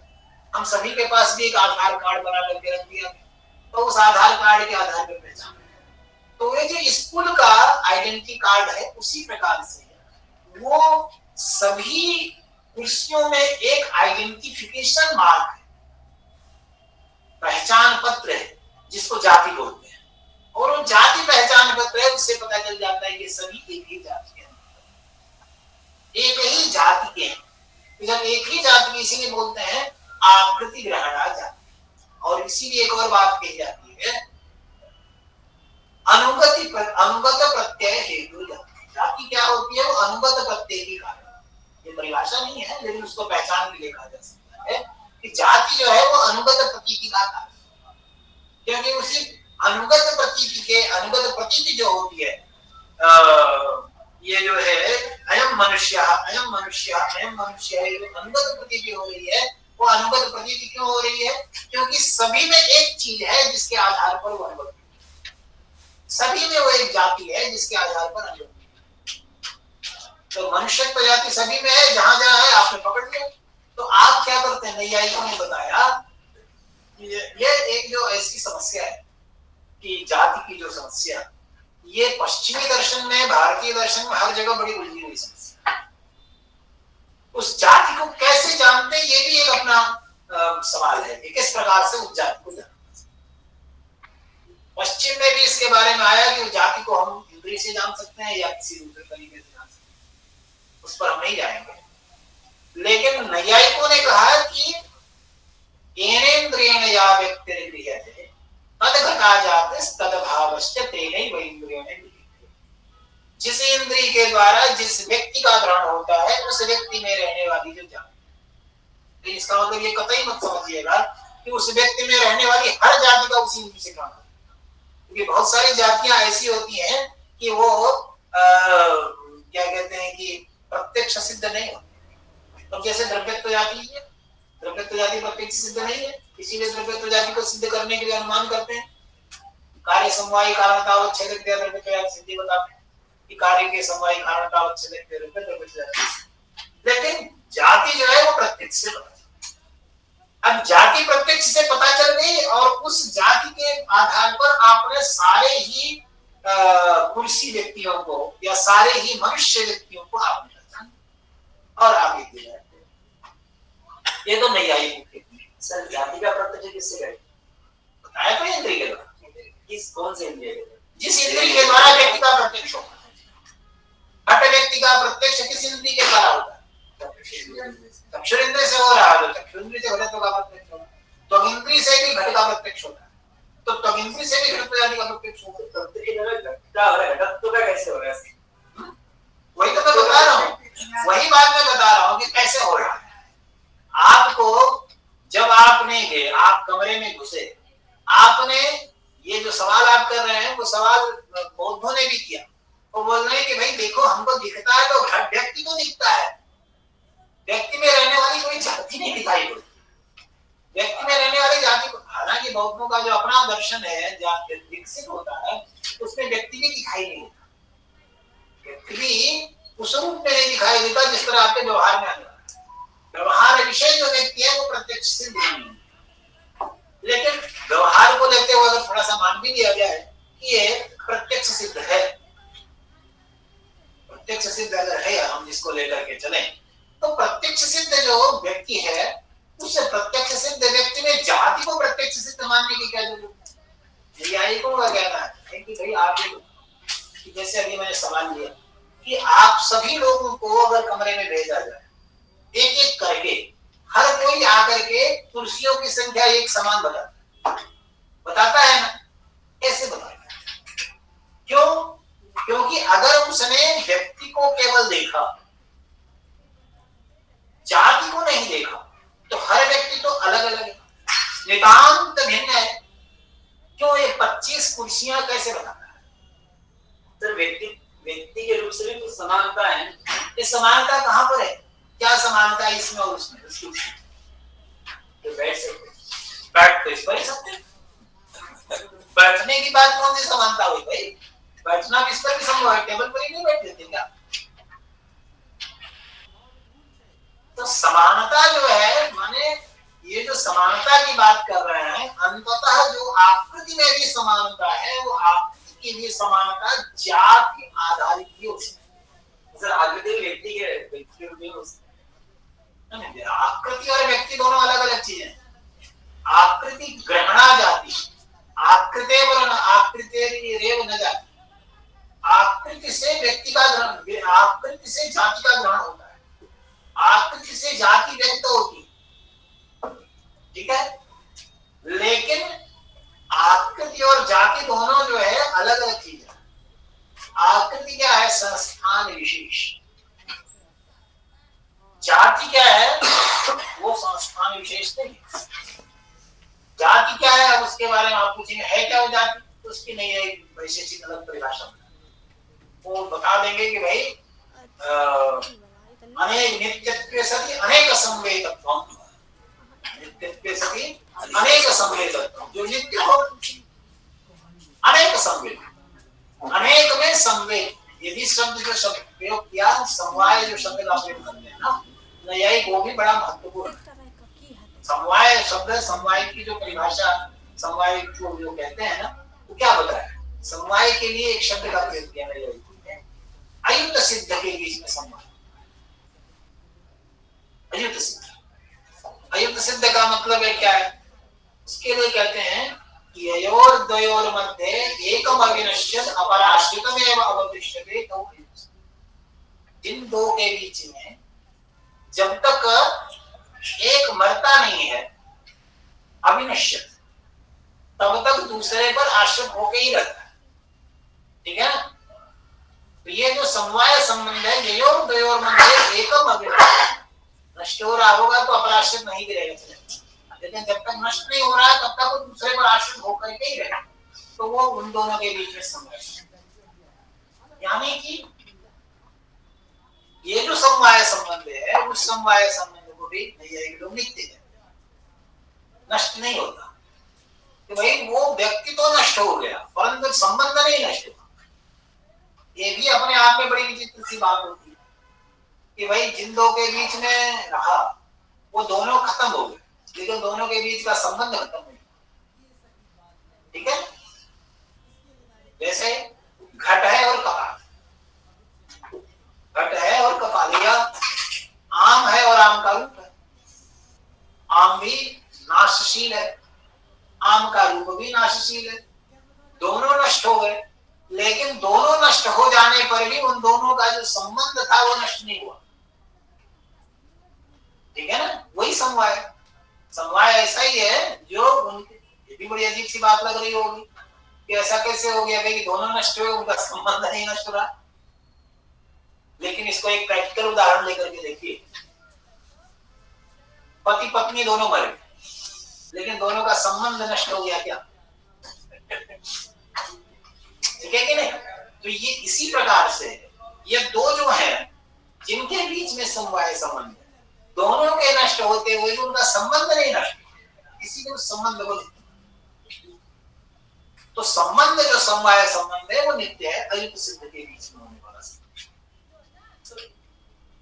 पत्नी तो दो व्यक्ति हुए, ये भी दो व्यक्ति, लेकिन रूप, हाँ रूप है और रूपत्व है, हाँ ये भी दो व्यक्ति है, रूप और रूपत्व भी दो व्यक्ति है, एक जाति है एक व्यक्ति है, एक जाति है एक व्यक्ति है, दोनों तो दो व्यक्ति यहाँ भी है, दोनों में समानता है। समानता मतलब तो जिसका उदाहरण दे रहे हैं, हाँ पत्नी अगर दोनों मर जाते हैं लेकिन उनका संबंध तो रहता ही है, उस संबंध में और उस संबंध में क्या एक ही समानता है? मतलब केवल हम पूरे अंश में उसको उदाहरण नहीं दे रहे हैं, पूरे अंश में हम उसको उदाहरण नहीं दे रहे हैं, लेकिन ये उदाहरण देने का मतलब ये है कि दो व्यक्ति हैं, वेदांत पति भी भिन्न है पत्नी भी अलग, लेकिन दोनों के बीच का जो संबंध है मतलब वो तभी नष्ट माना जाएगा, संबंध तभी नष्ट माना जाएगा जब ये दोनों रहें और उस बीच में भी संबंध न रहे। जी, दोनों के रहने की स्थिति, जैसे आज तो तलाक होने लगा, इस तरह से तो तलाक होने लगा है तो दोनों के रहते हुए कोई संबंध नहीं रह जाता। तो ये स्थिति समवाय के साथ नहीं है। समवाय दोनों के रहते हुए वो नष्ट नहीं होगा, और जब दोनों नहीं रहेंगे तो भी नष्ट होने की कोई बात ही नहीं, वो दोनों तो खत्म हो गए, संबंध तो खत्म नहीं हुआ, संबंध नहीं खत्म। तो समवाय जो संबंध है वो नित्य संबंध, इसलिए तो नित्य संबंध है समवाय। तो हम जहां पर बात कर रहे थे कि जो जाति है वो जाति व्यक्ति में रहने वाला एक धर्म है। वैशेषिकों ने कहा कि जब हम किसी चीज को जानते हैं तो जानना जो होता है वो उसको बाकी सबसे अलग करके जानना। अगर हमने उसको अलग करके नहीं जाना तो जाने, ठीक है ना भाई, सीधी सी बात है, जानने में पहचानना शामिल है, ठीक है ना। अगर आपने जान लिया लेकिन पहचान नहीं पा रहे, जैसे कि कोई होता है, कोई व्यक्ति मिले, नमस्ते सर, नमस्ते, पहचाना आपने? हाँ पहचान लिया, कहाँ पर मिले थे? अब बताना मुश्किल हो जाता है कहाँ पर मिले थे, क्योंकि यहाँ तो आ नहीं रहा है कहाँ पर मिले थे। तो अब ऐसी स्थिति में जानना कैसा? अगर आपने जाना, ठीक है ना, अगर आपने जाना तो ऐसी स्थिति में उसको बाकी सबसे विभिन्न करके, विभेद करके जानना जरूरी। जब तक बाकी सबसे विभेद करके नहीं जाना तो जाना ही, तो जो भी जानना है वो बाकी सबसे विभेद करके ही जानना होता है, ठीक है। तो बाकी सबसे अलग करके जब आपको जानना है तो ऐसी स्थिति में अलग करके जब जानना है तो वह जो अलग करके जानना है कि वो वैयक्तिक होगा या वस्तुनिष्ठ। अगर वैयक्तिक हुआ तो इसका मतलब आप जान नहीं रहे, ये तो मनमाना हुआ। जानना जो होता है वो वस्तुनिष्ठ होना चाहिए, वो व्यक्तिनिष्ठ नहीं होना, क्योंकि अगर वो व्यक्तिनिष्ठ हुआ तो आप नहीं जान रहे। आप तो मतलब जैसे कि किसी व्यक्ति के बारे में आपने कोई धारणा बनाई, तो जो धारणा बनाने के बाद में अच्छा हो या बुरा हो, 10 लोग हैं 10 तरह की धारणा अलग अलग बना लेते हैं। तो ये जो धारणा बनाना हुआ वो तो जानना नहीं हुआ। जानना होगा कब? जो जैसा है उसको वैसा जानना, जो जैसा है उसको वैसा समझ रहे हैं तब जानना। जो जैसा नहीं है उसको वैसा समझ रहे हैं तो जानना नहीं, ठीक है ना। इसी को बताते हैं तदवती तत्प्रकार को अनुभव है, यथार्थ अनुभव वही है जो जैसा है उसको वैसा जानेंगे। अगर मनुष्य है तो उसको मनुष्य जानेंगे तो सही जानना होगा। अगर रजत है तो रजत जानेंगे तो सही अनुभव होगा। शुक्तिका को रजत जानेंगे तो सही जानेंगे, वो तो यथार्थ होगी। तो जिसको भी हम जान रहे हैं वो जानने का मतलब ये हुआ कि जो जैसा है उसको वैसा है। अब वैसा जानने के लिए जरूरी होगा उसमें कोई कोई धर्म, क्योंकि वैसा अगर कहेंगे तो किसी धर्म के आधार पर, बिना धर्म के आधार पर वैसा कहीं नहीं। तो जो कोई भी जानना है वो धर्म पूर्वक जानना। तो इसीलिए वैशेषिकों ने कहा कि जब हमको आत्मा को जानना है तो आत्मा को जानने के लिए उसको सजातीय विजातीय व्यावृत्त करके जानना है। अगर सजातीय विजातीय व्यावृत्त करके नहीं जानेंगे तो इसका मतलब आत्मा को हमें जाना ही नहीं, ठीक है। तो आत्मा को जानने के लिए सजातीय विजातीय व्यावृत्त करके जानने के लिए हमको धर्म को जानना है। इसलिए हमको साधर्म और वैधर्म, इसलिए बताया कि साधर्म और वैधर्म के ज्ञान से निश्चय कार्य अपूर्व की प्राप्ति होगी साधर्म वैधर्मिक ज्ञान से। क्योंकि जब साधर्म वैधर्मिक ज्ञान होगा, अब वो साधर्म वैधर्मिक ज्ञान होने के लिए उन सभी पदार्थों को जानना जरूरी होगा जो दुनिया में सामान्य दिया उनको जानना जरूरी होगा। इसलिए आत्मा को केवल जानने के लिए हमको आवश्यक होगा कि द्रव्य गुण कर्म सामान्य विषय समवाय और अभाव, जब इनको जान लेंगे तभी आत्मा को हम जान सकते। इसलिए बताया कि 7 पदार्थों को जानना। अर्थातो धर्म व्याख्यास्याम ये तो विलय निषेध सिद्धि सधर्म। फिर बाद में ये जो बताया कि धर्म को जानना जरूरी है और धर्म को जानने के लिए केवल सारे ही पदार्थों के साधर्म और विधर्म, क्योंकि जब हम साधर्म और विधर्म को जान पाएंगे तो उसी के आधार पर जानना, यानी कि जो जानने की प्रक्रिया है वो जानने की प्रक्रिया भी एक अनुमान है। तो अनुमान की प्रक्रिया जैसे कि पृथ्वी श्वेतरेभ्यो भिद्यते अंधोत्वा, जो लक्षण है उस लक्षण के आधार पर हम उसको बाकी सबसे, और जब बाकी सबसे भिन्न कर लेते हैं जान लेते हैं। बाकी माने जानने का मतलब ये हुआ कि बाकी सबसे अलग, उसको सबसे भिन्न करके, या पृथक करके जानना तभी संभव हो सकता है जब तक कि हम धर्म को न जाने, तो तभी संभव। तो धर्म को जानना, तो इसलिए आत्मा को जानने के लिए, ईश्वर को जानने के लिए, सब को जानने के लिए यही एक प्रक्रिया है जिसके माध्यम से, और उसके लिए साधर्म वैधर्म, साधर्म वैधर्म को जानने के लिए एक एक के धर्म, द्रव्य के धर्म क्या है, द्रव्य की भाषा भी है, क्योंकि जो हमको जानना होता है लक्षण के, तो द्रव्य का क्या लक्षण, इसके बारे में यहाँ पर द्रव्य के लक्षण के बारे में बताया कि द्रव्यत्व जातिमत्वम द्रव्यत्वम, द्रव्यत्व जातिमत्व जो है वो उसको हम द्रव्य, जैसे कि वहां पे शुरुआत में ही बोला गया कि भाई हमको 3 तरीके हैं जिनके द्वारा हमको जानना है, आगमे नानुमानेन ध्यानाभ्यास प्रकल्पयन् प्रज्ञां लभते, 3 प्रकार से जानना है, आगम के द्वारा जानना है, अनुमान के द्वारा जानना है, और ध्यान के द्वारा से। और इन तीनों प्रक्रियाओं के माध्यम से जब हम जानते हैं तब हमारा योग सिद्ध होता है, हमारे तब आत्मा का साक्षात्कार या ईश्वर का ज्ञान।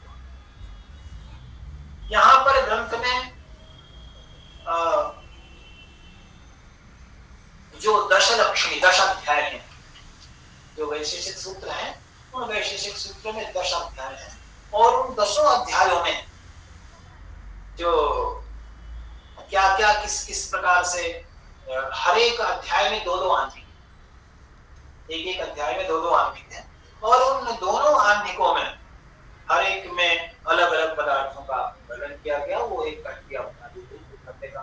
सबसे पहले द्रव्य का वर्णन किया, क्योंकि द्रव्य का वर्णन इसलिए किया गया है क्योंकि द्रव्य जो है सबका आधार है।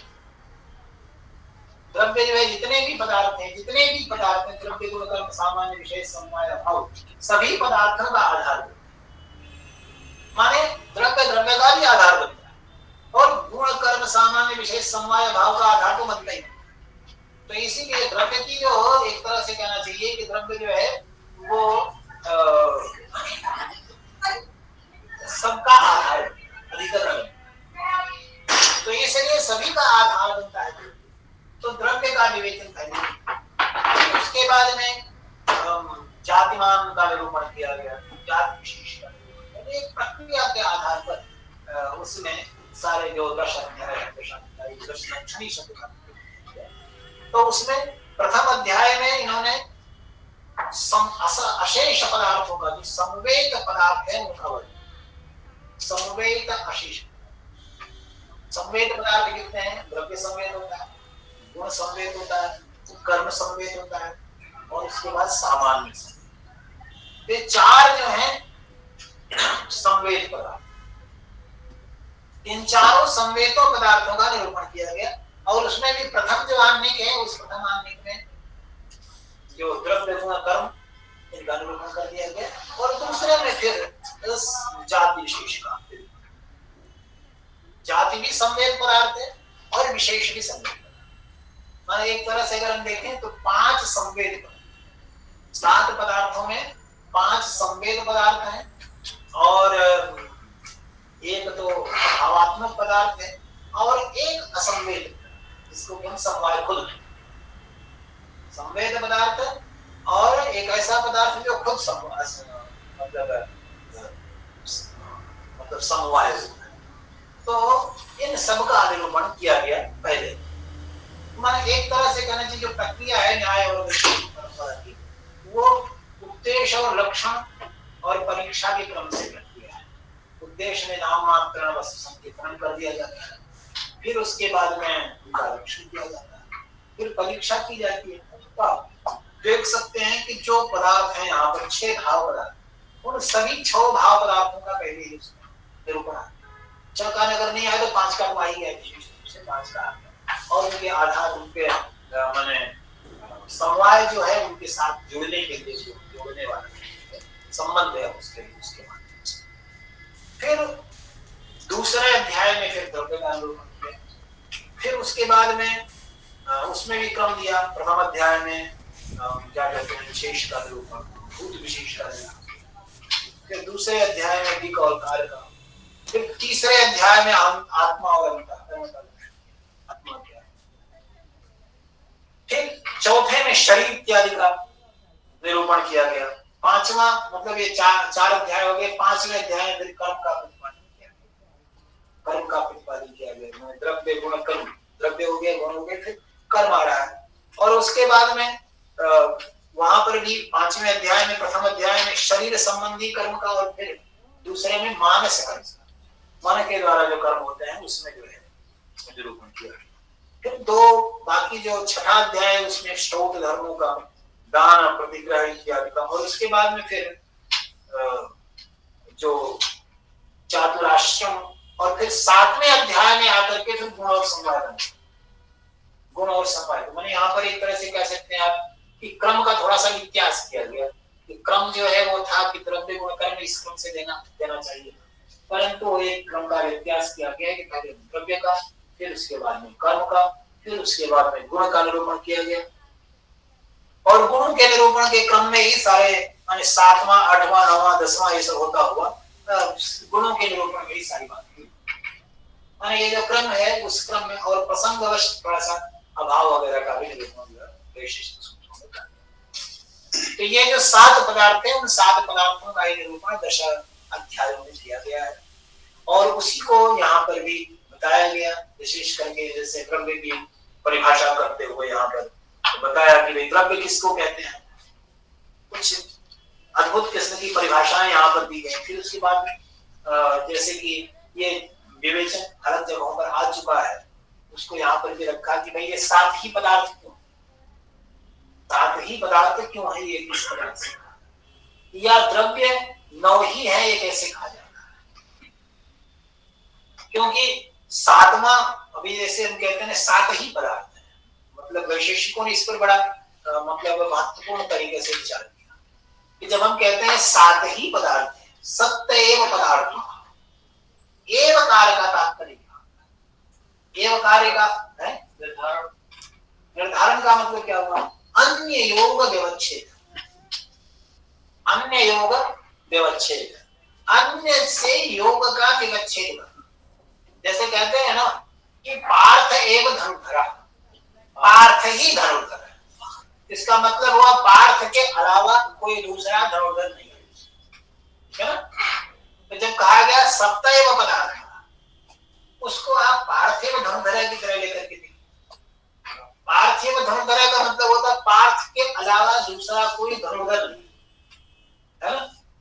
लेकिन इसका मतलब ये नहीं होता कि पार्थ के अलावा दूसरा कोई है नहीं, दूसरा कोई है तो सही, अगर नहीं होता तो आप उसका निषेध नहीं कर सकते थे दूसरा कोई धनुर्धर नहीं, माने दूसरा कोई है ये आप जानते हैं, लेकिन वो दूसरा कोई धनुर्धर नहीं है आपको पता है, धनुर्धर तो केवल पार्थ।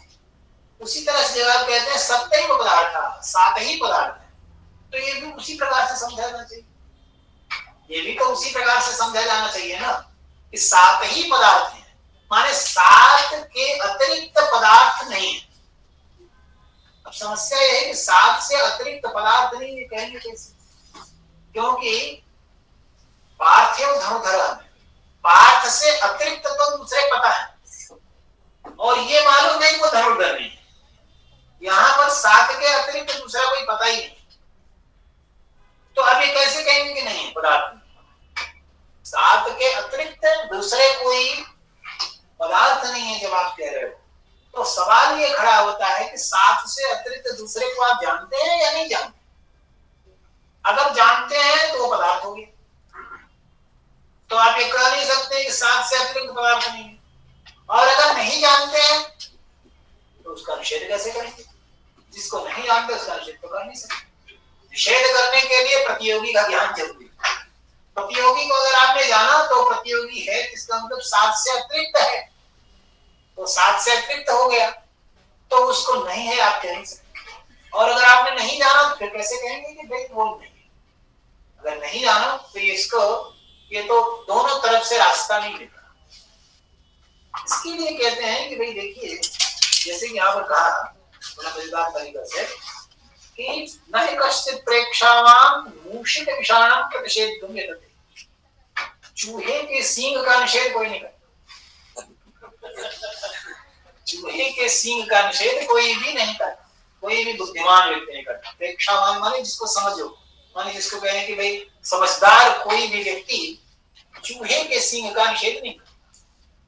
चूहे में सींग का निषेध कर सकता है, लेकिन चूहे के सींग का निषेध नहीं कर सकता, क्योंकि चूहे के सींग का निषेध करने के लिए जरूरी होगा कि चूहे का सींग हो पहले, और अगर चूहे का सींग है ही नहीं तो कैसे निषेध करोगे? तो जो भी निषेध होता है वो उसी का होता है जो होता है, माने जो ज्ञात होता है। जो ज्ञात है तो ज्ञात होने के लिए उसका होना जरूरी है। अज्ञात का निषेध नहीं कर सकते। अज्ञाता न निषेध, तो ज्ञात हुआ तो ज्ञात होने के लिए उसकी सत्ता होनी चाहिए। सत्ता है तो कैसे निषेध करेंगे? इसी को निषेध के भी किसका निषेध किया जा सकता है, क्या निषेध करने का तरीका होगा, इसके बारे में भी वैशेषिकों ने बड़ा समझाया। उन्होंने बताया कि कुल मिलाकर के 4 प्रकार से निषेध, और इसीलिए 4 प्रकार के अभाव होते हैं। कहा कि एक तो प्रागभाव होता है, कोई चीज पैदा नहीं हुई है तब उसका निषेध कर दीजिए, कोई चीज थी खत्म हो गई उसका निषेध कर दीजिए, अब नहीं रहे तो अब नहीं रहे तो मतलब वो खत्म हो गए, तो ये निषेध हो गया, ध्वंस हो गया। एक ऐसा हो गया जिसको कहते हैं अत्यंताभाव, माने वो संबंध का निषेध कर देते। अत्यंताभाव का मतलब क्या है? संबंध का निषेध करना। जैसे आप कहते हैं कि अत्र गौ नास्ति, ये कहने का मतलब ये नहीं होता कि गाय कहीं दुनिया में है नहीं, यहाँ नहीं है, यहाँ पर गाय का संबंध नहीं है, इसलिए आप इसीलिए से कहते हैं है वो संबंध का निषेध नहीं है वस्तुतः व्यक्ति का निषेध, परंतु उस संबंध से व्यक्ति का निषेध। इसीलिए उसको कहते हैं संसर्गावच्छिन्न प्रतियोगिता। जो भी अभाव है, वो जो अत्यंताभाव जो होता है वो संसर्गावच्छिन्न प्रतियोगिता का भाव होता है, इसलिए उसको कहते हैं संसर्गाभाव। संसर्गाभाव भी कहा। उसको भी थोड़ा सा और प्रस्तुत करते हुए, विवेचित करते हुए कह दिया जाता है कि तादात्म्यातिरिक्त संबंधावच्छिन्न प्रतियोगिता। जो अत्यंताभाव है वो क्या है? तादात्म्य से अतिरिक्त जो संबंध, उस तादात्म्य से अतिरिक्त संबंध से किया जाने वाला जो निषेध है वह निषेध है अत्यंताभाव, और एक है जो तादात्म्य का निषेध होता है। इसका तो कुल मिलाकर के 4 प्रकार से निषेध। ये 4 प्रकार से किया जाने वाला निषेध, कोई भी निषेध मूषिक विषाणु का नहीं है। मूषिक विषाणु का निषेध प्रागभाव नहीं हो सकता, ध्वंस नहीं हो सकता है, अत्यंताभाव भी नहीं हो सकता है, भाव भी नहीं हो सकता। तो ये कौन सा निषेध? तो कहते हैं कि भाई जो भी निषेध होता है वो मूषिक से विषाणु का निषेध, या विषाणु में मूषक संबंध का निषेध। तो इस प्रकार से उसको समझना पड़ेगा, और इसी प्रकार से जो भी निषेध हो सकता हो दूसरा कोई तरीका नहीं। ठीक है? तो ऐसी स्थिति में जब हम कहते हैं कि ये 5 नहीं है, तो कहते हैं कि देखिए जो 5 से ये सॉरी जो 7 से अतिरिक्त पदार्थ के सप्तैव पदार्थ है, इसका मतलब ये 7 पदार्थों का भेद कहीं, 7 पदार्थों का भेद कहीं पर भी नहीं है।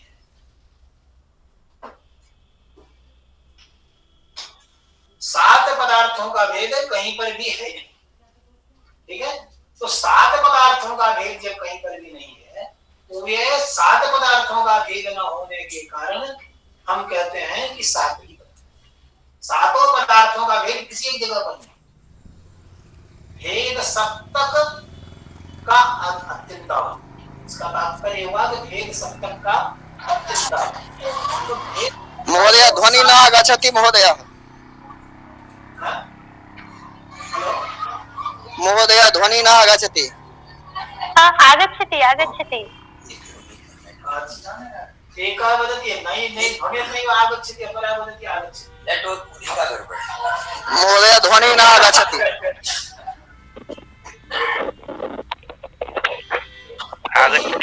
मतलब ये हुआ कि हम भेद का निषेध, भेद का अभाव है, यानी सात ही पदार्थ ही है। अब उस सात पदार्थों में द्रव्य गुण कर्म सामान्य विशेष समवाय भाव, ये जो सात पदार्थ है उसमें द्रव्य क्या किसको कहते हैं, उसकी परिभाषा दी गई द्रव्यत्व जाति।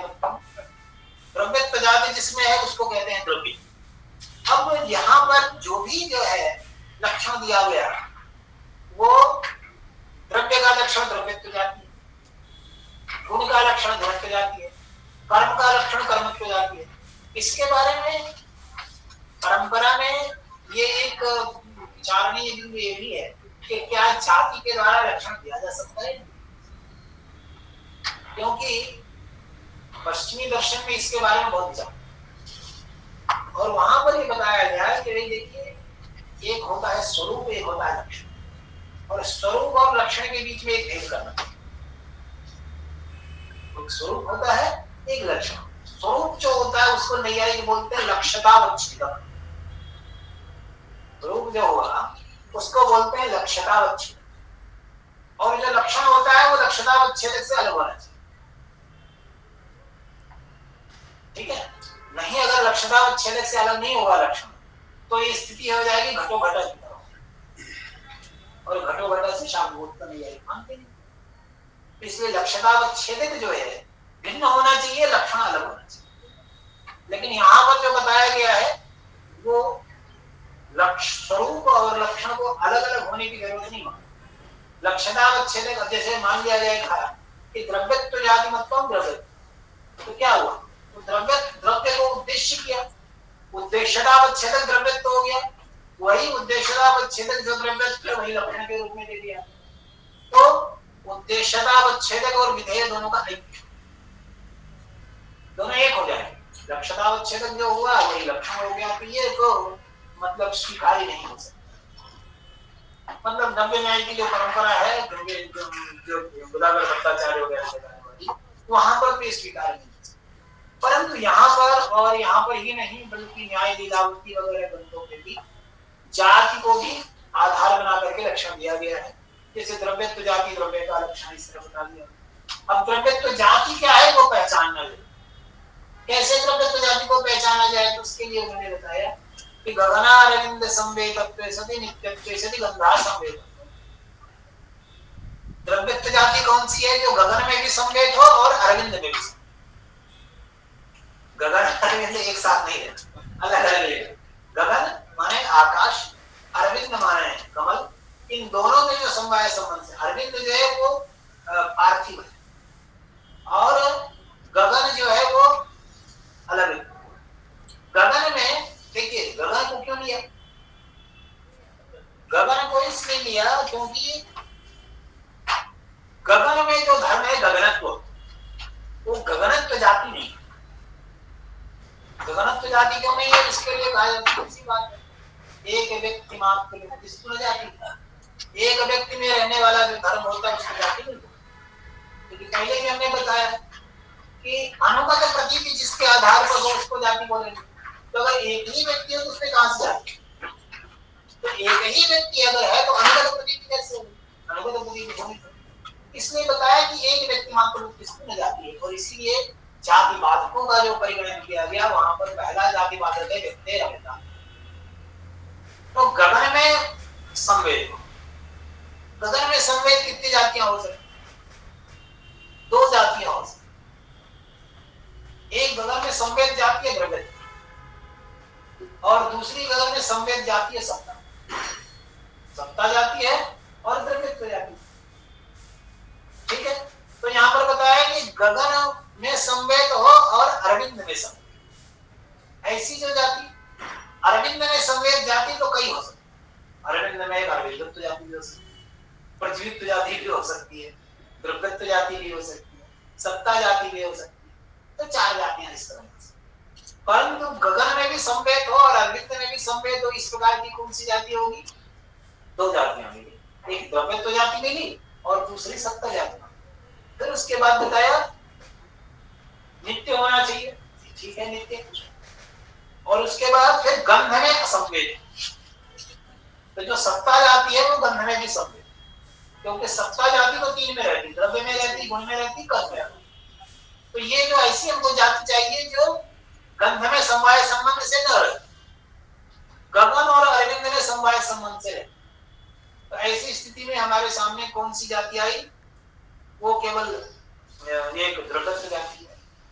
इसमें से अगर हम नित्यत्व से हटा दें तो संयोग वगैरह पकड़ में आ जाए, क्योंकि गगन और अरविंद में समवाय संबंध से संयोग भी है, ठीक है ना। और वो जो संयोग है वो गंध में नहीं रहता, क्योंकि गुणे गुणान अंगीकार, गुण में गुण नहीं रहता, संयोग भी गुण है और गंध भी गुण है। तो इसीलिए नित्यत्व सती मिला। मानिए तीन तरह से इसको कहा कि गगना अरविंद संवेदत्व सती, नित्यत्व सती, गंधा संवेदत्वम द्रव्यत्वम।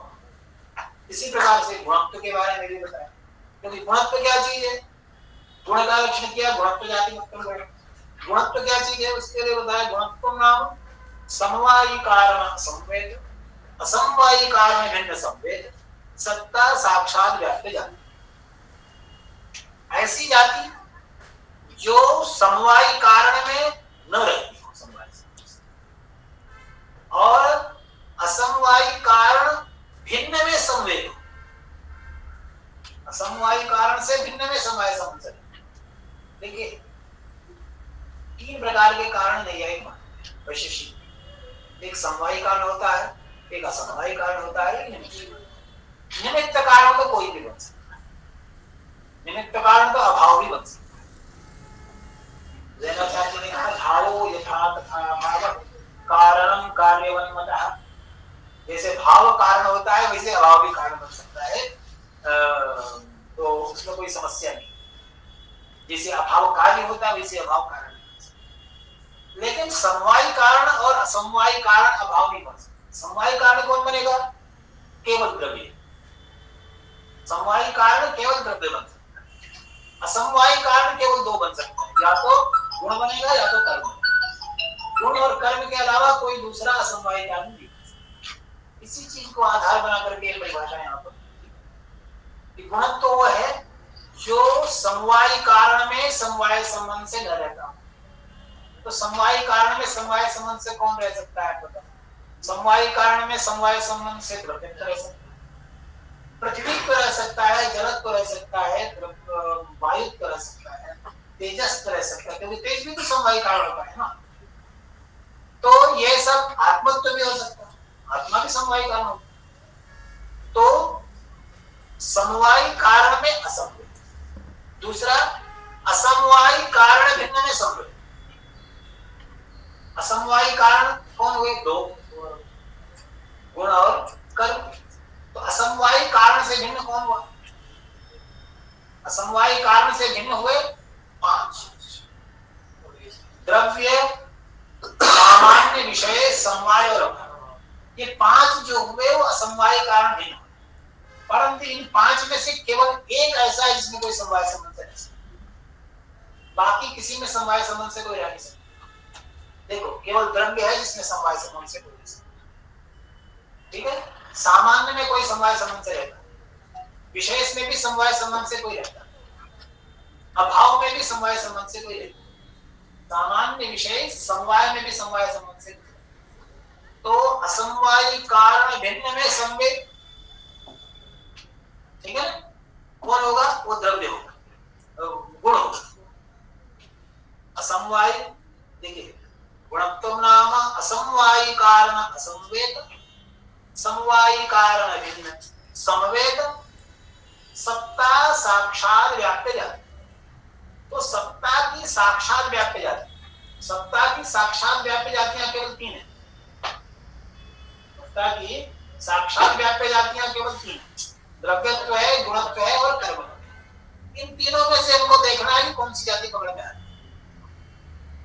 समवायी कारण असंवेद, असमवायी कारण भिन्न समवेद जो जाति होगी और सत्ता साक्षात व्याप्य जाति होगी वो केवल गुणत्व जाति, और कोई जाति इस प्रकार की जाति नहीं हो सकती। तो इसलिए गुणत्व की परिभाषा इस प्रकार से। इसी प्रकार से आगे कर्मत्व की भी परिभाषा इन्होंने दे दी। बताया कि नित्या संवेदत्व सहित सत्ता साक्षात व्याप्य जाति। नित्य में असंवेद जो सत्ता साक्षात व्याप्य, आपको पहले भी बताया मैंने कि सत्ता साक्षात व्याप्य जातियां हैं दो, सत्ता साक्षात व्याप्य दो जातियां हैं, उसका तीन जातियां हैं, द्रव्यत्व, गुणत्व और कर्मत्व। तो द्रव्य जो होता है वो नित्य भी होता है, गुण जो होता है वो भी नित्य होता है।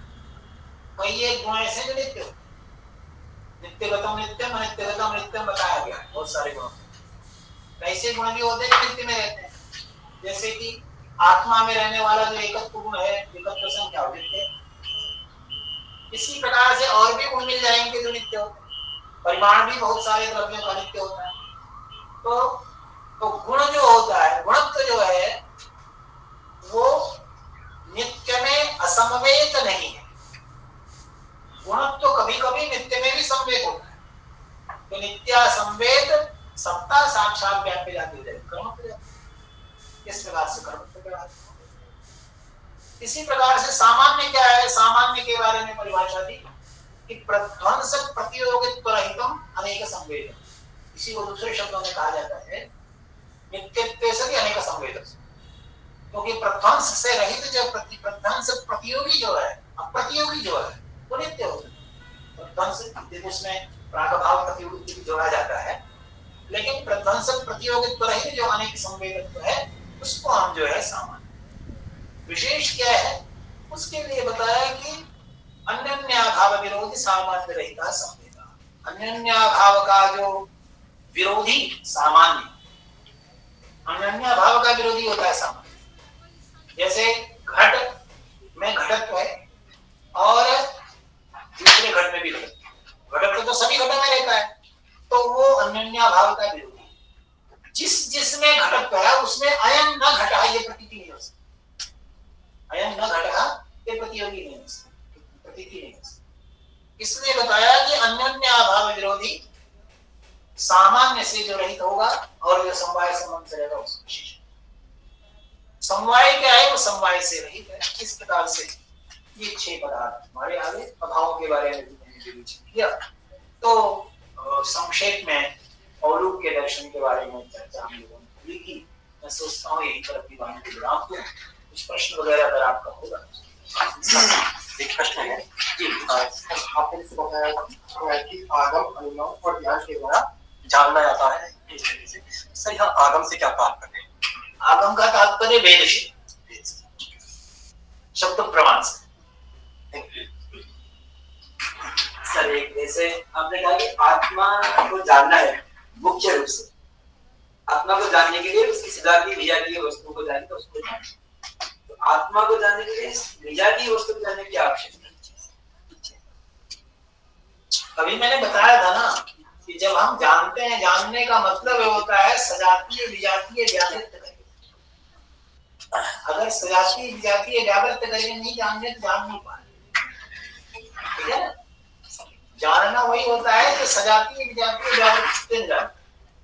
जब सजातीय विजातीय व्यावृत्त जानना है तो विजातीय को भी जानना पड़ेगा ना, बिना उसके कैसे उससे लक्ष्य तो हमारा आत्मा को जानना है, वही अंगीकार है। लक्ष्य तो आत्मा को जानना है। जैसे गाय को जानना है तो गाय को क्या हुआ, गवेतर से व्यावृत्त करके जानना पड़ेगा ना। तो जब गवेतर से व्यावृत्त करके जानोगे तो गवेतर को भी तो जानना पड़ेगा।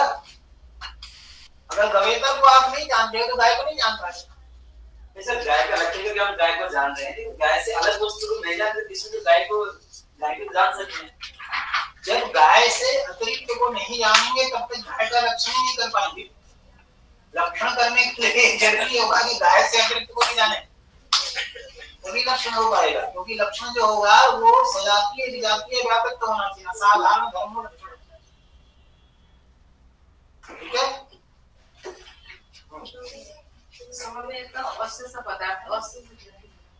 अशेष माने जितना भी हो सकता, कुछ बाकी न बचे। शेष माने बाकी बचना होता है ना, आश्रित नहीं, अशेष अशेष शब्द है ना। हाँ, संवेद अशेष, जितने भी माने अशेष का मतलब है जितने भी संवेद हैं उनको, जितने भी संवेद पदार्थ उनका विवेचन किया।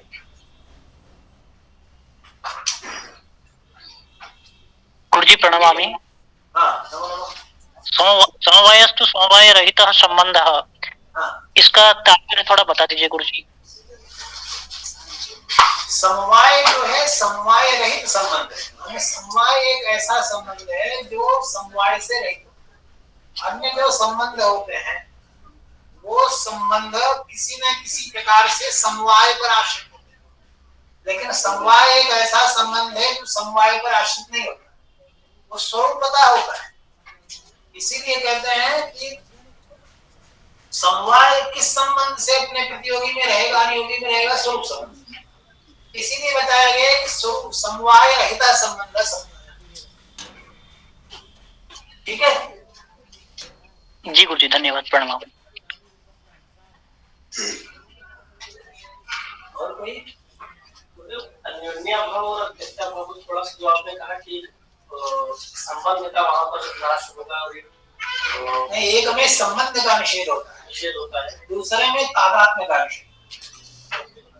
जैसे हम कहते हैं, इसको दूसरे शब्द में भी इस तरह से करना है कि जब हम कहते हैं कि घट पट नहीं है, घट पट नहीं है, घटो न पटा, तो घट में पट का निषेध करते हैं और घट में पट के तादात्म्य का निषेध करते हैं। घटे पट तादात्म्य निषेध, तो घट में पट के तादात्म्य का निषेध किया जाता है, इसको कहते हैं अन्योन्याभाव। और जब हम कहते हैं घटे न पटा, घट में पट नहीं है, तो घट में पट संबंध का निषेध किया जाता है। वो संबंध अलग अलग जगहों पर अलग अलग तरह का, कहीं पर समवाय संबंध होता है, कहीं पर संयोग भी होता है, कहीं पर ताल्लुक भी होता है, अलग अलग संबंध।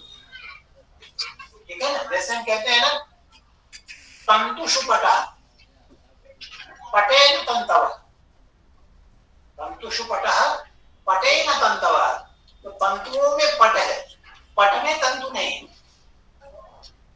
ठीक है ना, इसका मतलब क्या हुआ, तंतुषु पटः माने तंतुओं में समवाय संबंध से पट है, परंतु पट में समवाय संबंध से तंतु नहीं, अर्थात पट में समवाय संबंध से तंतु का अभाव, तो ये अत्यंत अभाव। ठीक है ना, जो अत्यंत अभाव होता है वह अत्यंत अभाव संबंधावच्छिन्न प्रतियोगिता, अत्यंत अभाव की प्रतियोगिता किसी न किसी संबंध से अवच्छिन्न हो, और किसी न किसी संबंध से अवच्छिन्न हो तो उसको थोड़ा और स्पष्ट करके समझना चाहिए कि तादात्म्य संबंध से अतिरिक्त संबंध से अवच्छिन्न, किसी न किसी संबंध से अवच्छिन्न होती। बहुत सारे लोग तादात्म्य को संबंध ही नहीं मानते, हालांकि नैयायिक तो तादात्म्य को संबंध मानते हैं, लेकिन बहुत सारे लोग हैं वैयाकरण वगैरह, वो तादात्म्य को संबंध नहीं मानते। तो कहते हैं कि संबंध तो वो होता है जो दो से भिन्न हो, दृष्ट हो, तादात्म्य को दृष्ट होगा ही नहीं, दो ही नहीं तो कैसे तादात्म्य होगा, तो तादात्म्य तो संभव नहीं। ठीक है ना, तो इसलिए तादात्म्य को लोग संबंध नहीं मानते, लेकिन नैयायिक तादात्म्य को भी संबंध मानते। तो जब तादात्म्य को संबंध मानते माने तादात्म्य संबंध अतिरिक्त संबंधावच्छिन्न प्रतियोगिता जो अभाव है, मानसिक स्वभाव की प्रतियोगिता तादात्म्य संबंध से अतिरिक्त संबंध के द्वारा अवच्छिन्न होती है, उससे अभाव है। ठीक है,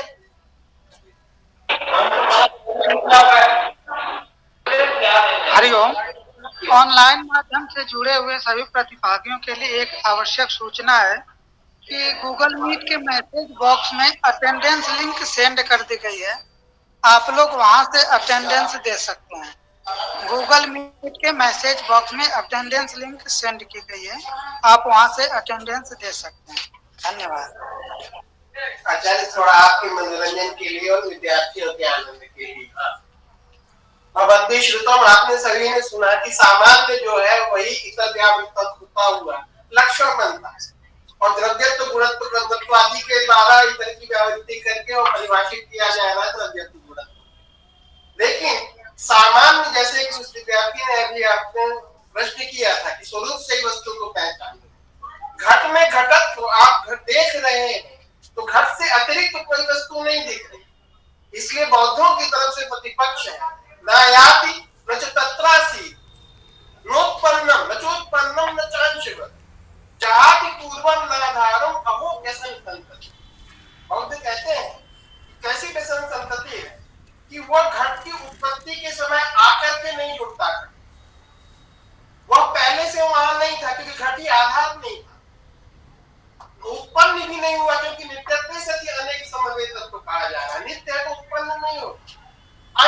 भी नहीं है कि एकांशेन वहां जुड़ जाए, अवयव अविभाव भी नहीं।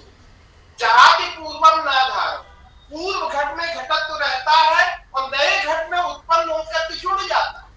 तो पूर्व आधार को बिना छोड़े हुए अन्य घट में जुड़ जाना। यहाँ की अहो व्यसन संतति, बौद्ध कहते हैं कि कैसी व्यसन संतति है कि युक्ति से विरुद्ध इस सिद्धांत को स्थापित करना चाहे। सामान्य नाम की कोई भी वस्तु व व्यक्ति के साथ जुड़ी नहीं है और उसके बाद ये सामान्य के द्वारा सकल पदार्थों की परिभाषा करता है। अतः वैशेषिकों के द्वारा सामान्य नाम की अत्यंत असल वस्तु के द्वारा दर्शन का व्यवहार हो रहा है, ये बौद्धों का प्रतिपक्ष है। अब आचार्य श्री प्रणाम सूत्रक में निवेदन है कि ये वैशेषिक पक्ष से इसका निराकरण कैसे हो सकता है।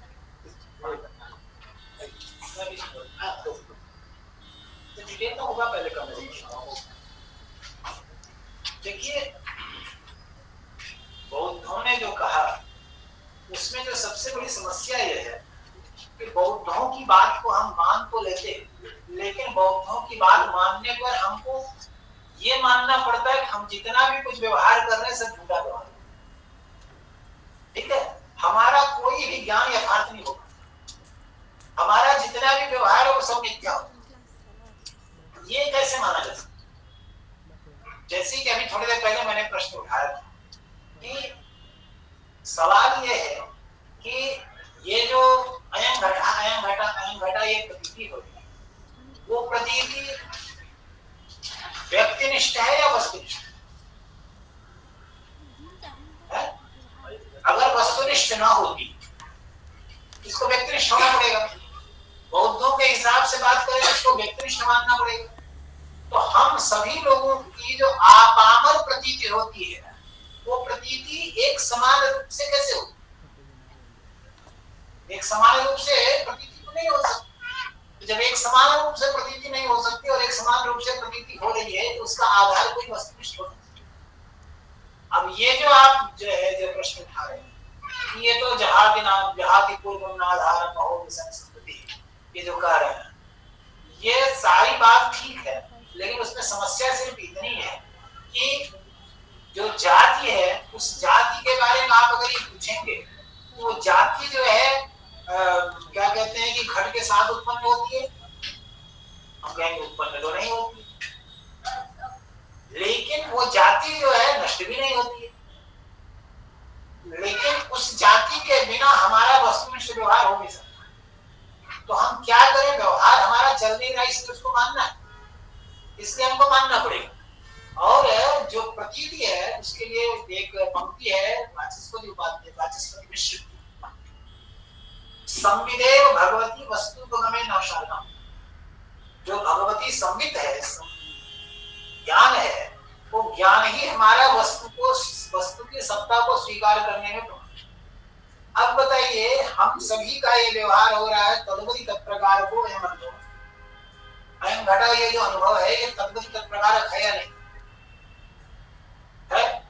और तद्वति तत्प्रकार की ये जो अनुभव है इस अनुभव को जाति को माने बिना व्यवस्थापित नहीं किया जा सकता, इसलिए जाति को मानना चाहिए। इसको व्यक्तित्ववती तत्प्रकार क्यों न माना जाए? घटत्व नाम की कोई वस्तु ना होकर के जो व्यक्ति है उस व्यक्ति धर्म को ही लेके स्वलक्षण व्यक्ति धर्म ही सबके बाहर जो है निहित हो रहा है। आरोप मात्र है घटत्व नहीं, ये द्वादश घटाः सन्ति, ये कैसे होगा? द्वादश घटाः सन्ति कैसे होगा? हर एक घट तो अलग अलग हो गया, ये द्वादश कैसे होगा? तब भिन्न भिन्नत्व में द्वादशत्व का व्यवहार हम कर लेंगे। व्यक्ति व्यक्ति भिन्न भिन्नत्व जितने भी घट है उन घटों में कोई वस्तुनिष्ठ आधार नहीं है, तो आप उसमें पट को क्यों नहीं जोड़ देंगे? पट को जोड़ करके भी तो हम द्वादश संख्या का पूर्ण कर लेंगे, त्रयोदश संख्या हो जाएगी। स्वलक्षण वस्तु की प्रतीति हो रही है, स्वलक्षण घट भी है, स्वलक्षण पट भी। वही तो मैं भी कह रहा हूँ, हर जो स्वलक्षण है स्वलक्षण का मतलब ये हुआ कि स्वमेव लक्षण, स्व ही लक्षण, स्व के अलावा वो जो है लक्षण है, माने उसके लिए वो कहते हैं कि जो अत्यंत व्यावृत है, स्वलक्षण जो होता है वो अत्यंत व्यावृत है। तो जितनी भी वस्तुएं हैं वो सब अत्यंत व्यावृत हैं, स्वलक्षण। जब सभी अत्यंत व्यावृत हैं तो उस अत्यंत व्यावृत में ये अनुगताकार प्रतीति कैसे हो सके? अनुगताकार प्रतीति हमेशा अगर होगी तो मतलब उसके लिए दो ही विकल्प, या तो वस्तुनिष्ठ हो या तो व्यक्तिनिष्ठ हो। और अगर व्यक्तिनिष्ठ होगा तो घट में ही वो प्रतीति क्यों होगी, पट में क्यों नहीं होगी? सभी को लेकर के, क्योंकि एक घट से दूसरा घट जैसे भिन्न है वैसे ही पट से भी भिन्न है, हर एक भिन्न है। और उस हर एक की भिन्नता कहीं पर भी आधार नहीं है। हमारा जितना भी व्यवहार है वो सारा का सारा व्यवहार निराधार है। जैसे घट, हर एक घट से हर एक घट भिन्न है और पट से घट भिन्न है, तो घट से घट भिन्न और पट से पट भिन्न तो विजातीय भेद हो जाएगा ना। विजातीय में क्या यहाँ जो भी भेद होगा वो सब भेद विजातीय ही होगा, सजातीय कोई है नहीं। जब जाति है नहीं तो सजातीय भेद कहाँ से होगा? जितना भी भेद होगा सब विजातीय ही भेद। ऐसी स्थिति में सजातीय जो प्रतीति होनी है वो कैसे होगी? इसलिए हमको मानना पड़ेगा कि जाति है।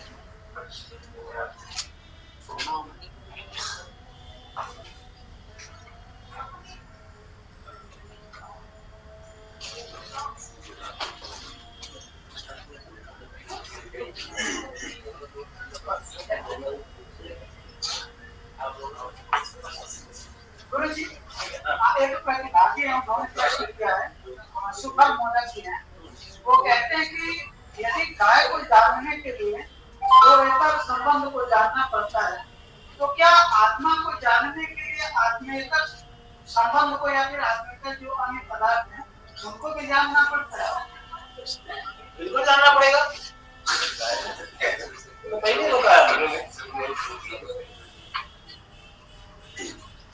पिता को जाना ही नहीं तब तो समझे कैसे कि आपको आत्मा एक ही वस्तु है, उसके तो है ही नहीं। ये कौन बोला? ये कौन बोला?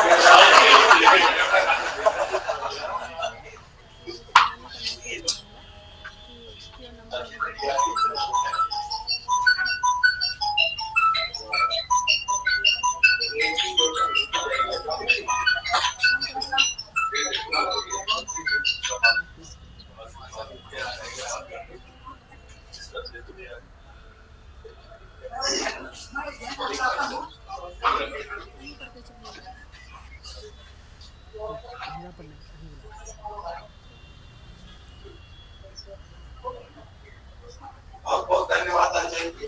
आचार्य जी के व्याख्यान से निश्चित रूप से अत्यंत सारगर्भित व्याख्यान से हम लोग सभी उपकृत हुए और हम निवेदन भी करेंगे आगे भी आपका हमको हमारी इस कार्यशाला में भ्रमण करने का अवसर मिले। आप अत्यंत व्यस्ततम समय निकाल करके आपने हमें समय दिया, इसके लिए मैं अत्यंत आभार व्यक्त करता हूँ। औपचारिक रूप से आभार व्यक्त करने के लिए मैं निवेदन करता हूँ न्याय दर्शन विभाग के आचार्य डॉक्टर रामचंद्र शर्मा जी से। वो औपचारिक धन्यवाद आचार्य जी का और हम सबका। जल धर गोप बदूती दुकूल चौराय तस्मै कृष्णाय नमः। संसारमयी दुःखस्य बीजाय तस्मै कृष्णाय नमः। संसारमयी दुःखस्य बीजाय अद्यतनीयस्य सत्रस्य प्रधान आचार्य पदमलंकुर्बाण वरिष्ठाः आचार्याः सर्वतन्त्र स्वतन्त्रा स्वनामधन्या नित्यवद्याः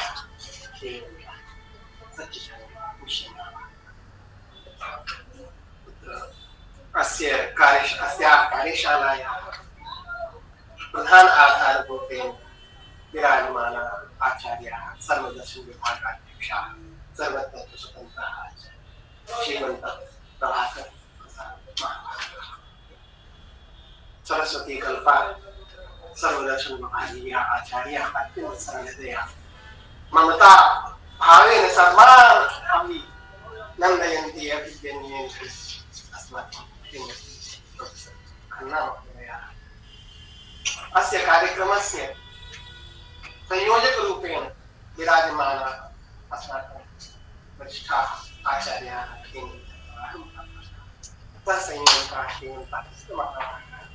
व्याकरण विभागीय आचार्याः सिंह महाभागाः ये नित्यम् आगत्य अस्मान् अत्र अभिभावयन्ति श्रीमन्तः दयाल सिंह महाभागाः अत्र विराजमानाः सर्वेपि श्रीमन्तः सतत अनुसन्धाने संलग्नाः अस्माकम् अन्तेवासिनः आभासपटले विराजमानाः सर्वेपि आचार्याः सर्वेपि अनुसन्धाताराः महदानन्दस्य विद्यया अमृतमस्ति विद्यायाः रसः अस्ति यदा विद्यायाः चर्वणं भवति तदा सर्वस्य जगतस्य रहस्यभूतं किमपि तत्त्वं स्वयमेव आलोकितं भवति इति तत्र श्रवणकाले एव आचार्यैः अत्यन्त सरलभाषया न्यायवैशेषिक दर्शन माध्यमेन संसारस्य रहस्यस्थितिः स्फुटीकृता विस्फोरिता सहैवासया तथा कैश्चिदेव कर्तुं शक्यते यतोहि येन विद्याचर्वणं कृतं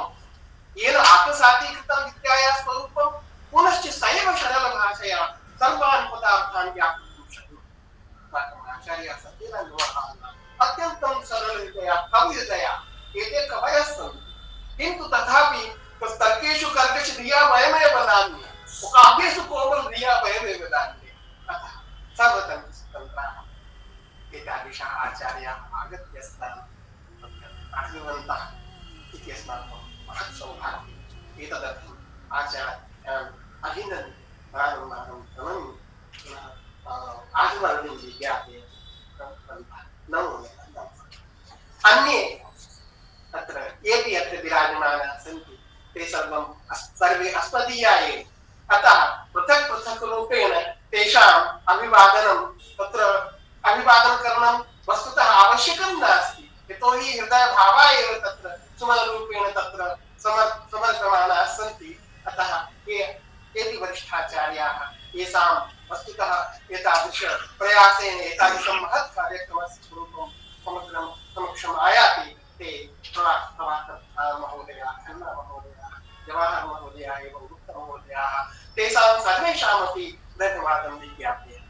प्रधानतः यदि श्रोता न स्यात् तर्हि वक्ता किं कर्तुं शक्नोति कुत्र विज्ञानं स्थापयिष्यति अतः श्रोतॄणामेव वस्तुतः अत्यन्तं महत् स्थानमस्ति भवन्तः एव भविष्यकाः भविष्यन्ति भवत्सु एव विद्यायाः संविधानम् अस्माभिः क्रियते अतः सर्वेपि भवतः धन्यवादाः सन्ति एवि आभासपटले संयुक्ताः ये केऽपि सन्ति सर्वेपि विद्वांसः सर्वेपि अनुसन्धातारः संलग्नतया अस्य कार्यक्रमस्य आनन्दम् अनुभवन्ति सर्वान् तत्र अहम् अभिनन्दनैः सभाजयामि सर्वान् प्रणम्य विशेषतः आचार्यान् प्रणम्य अत्रैव अभिनन्दनं कुर्वन् विरमामि।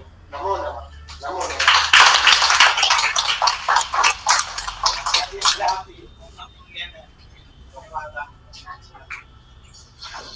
आचार्याणां कृते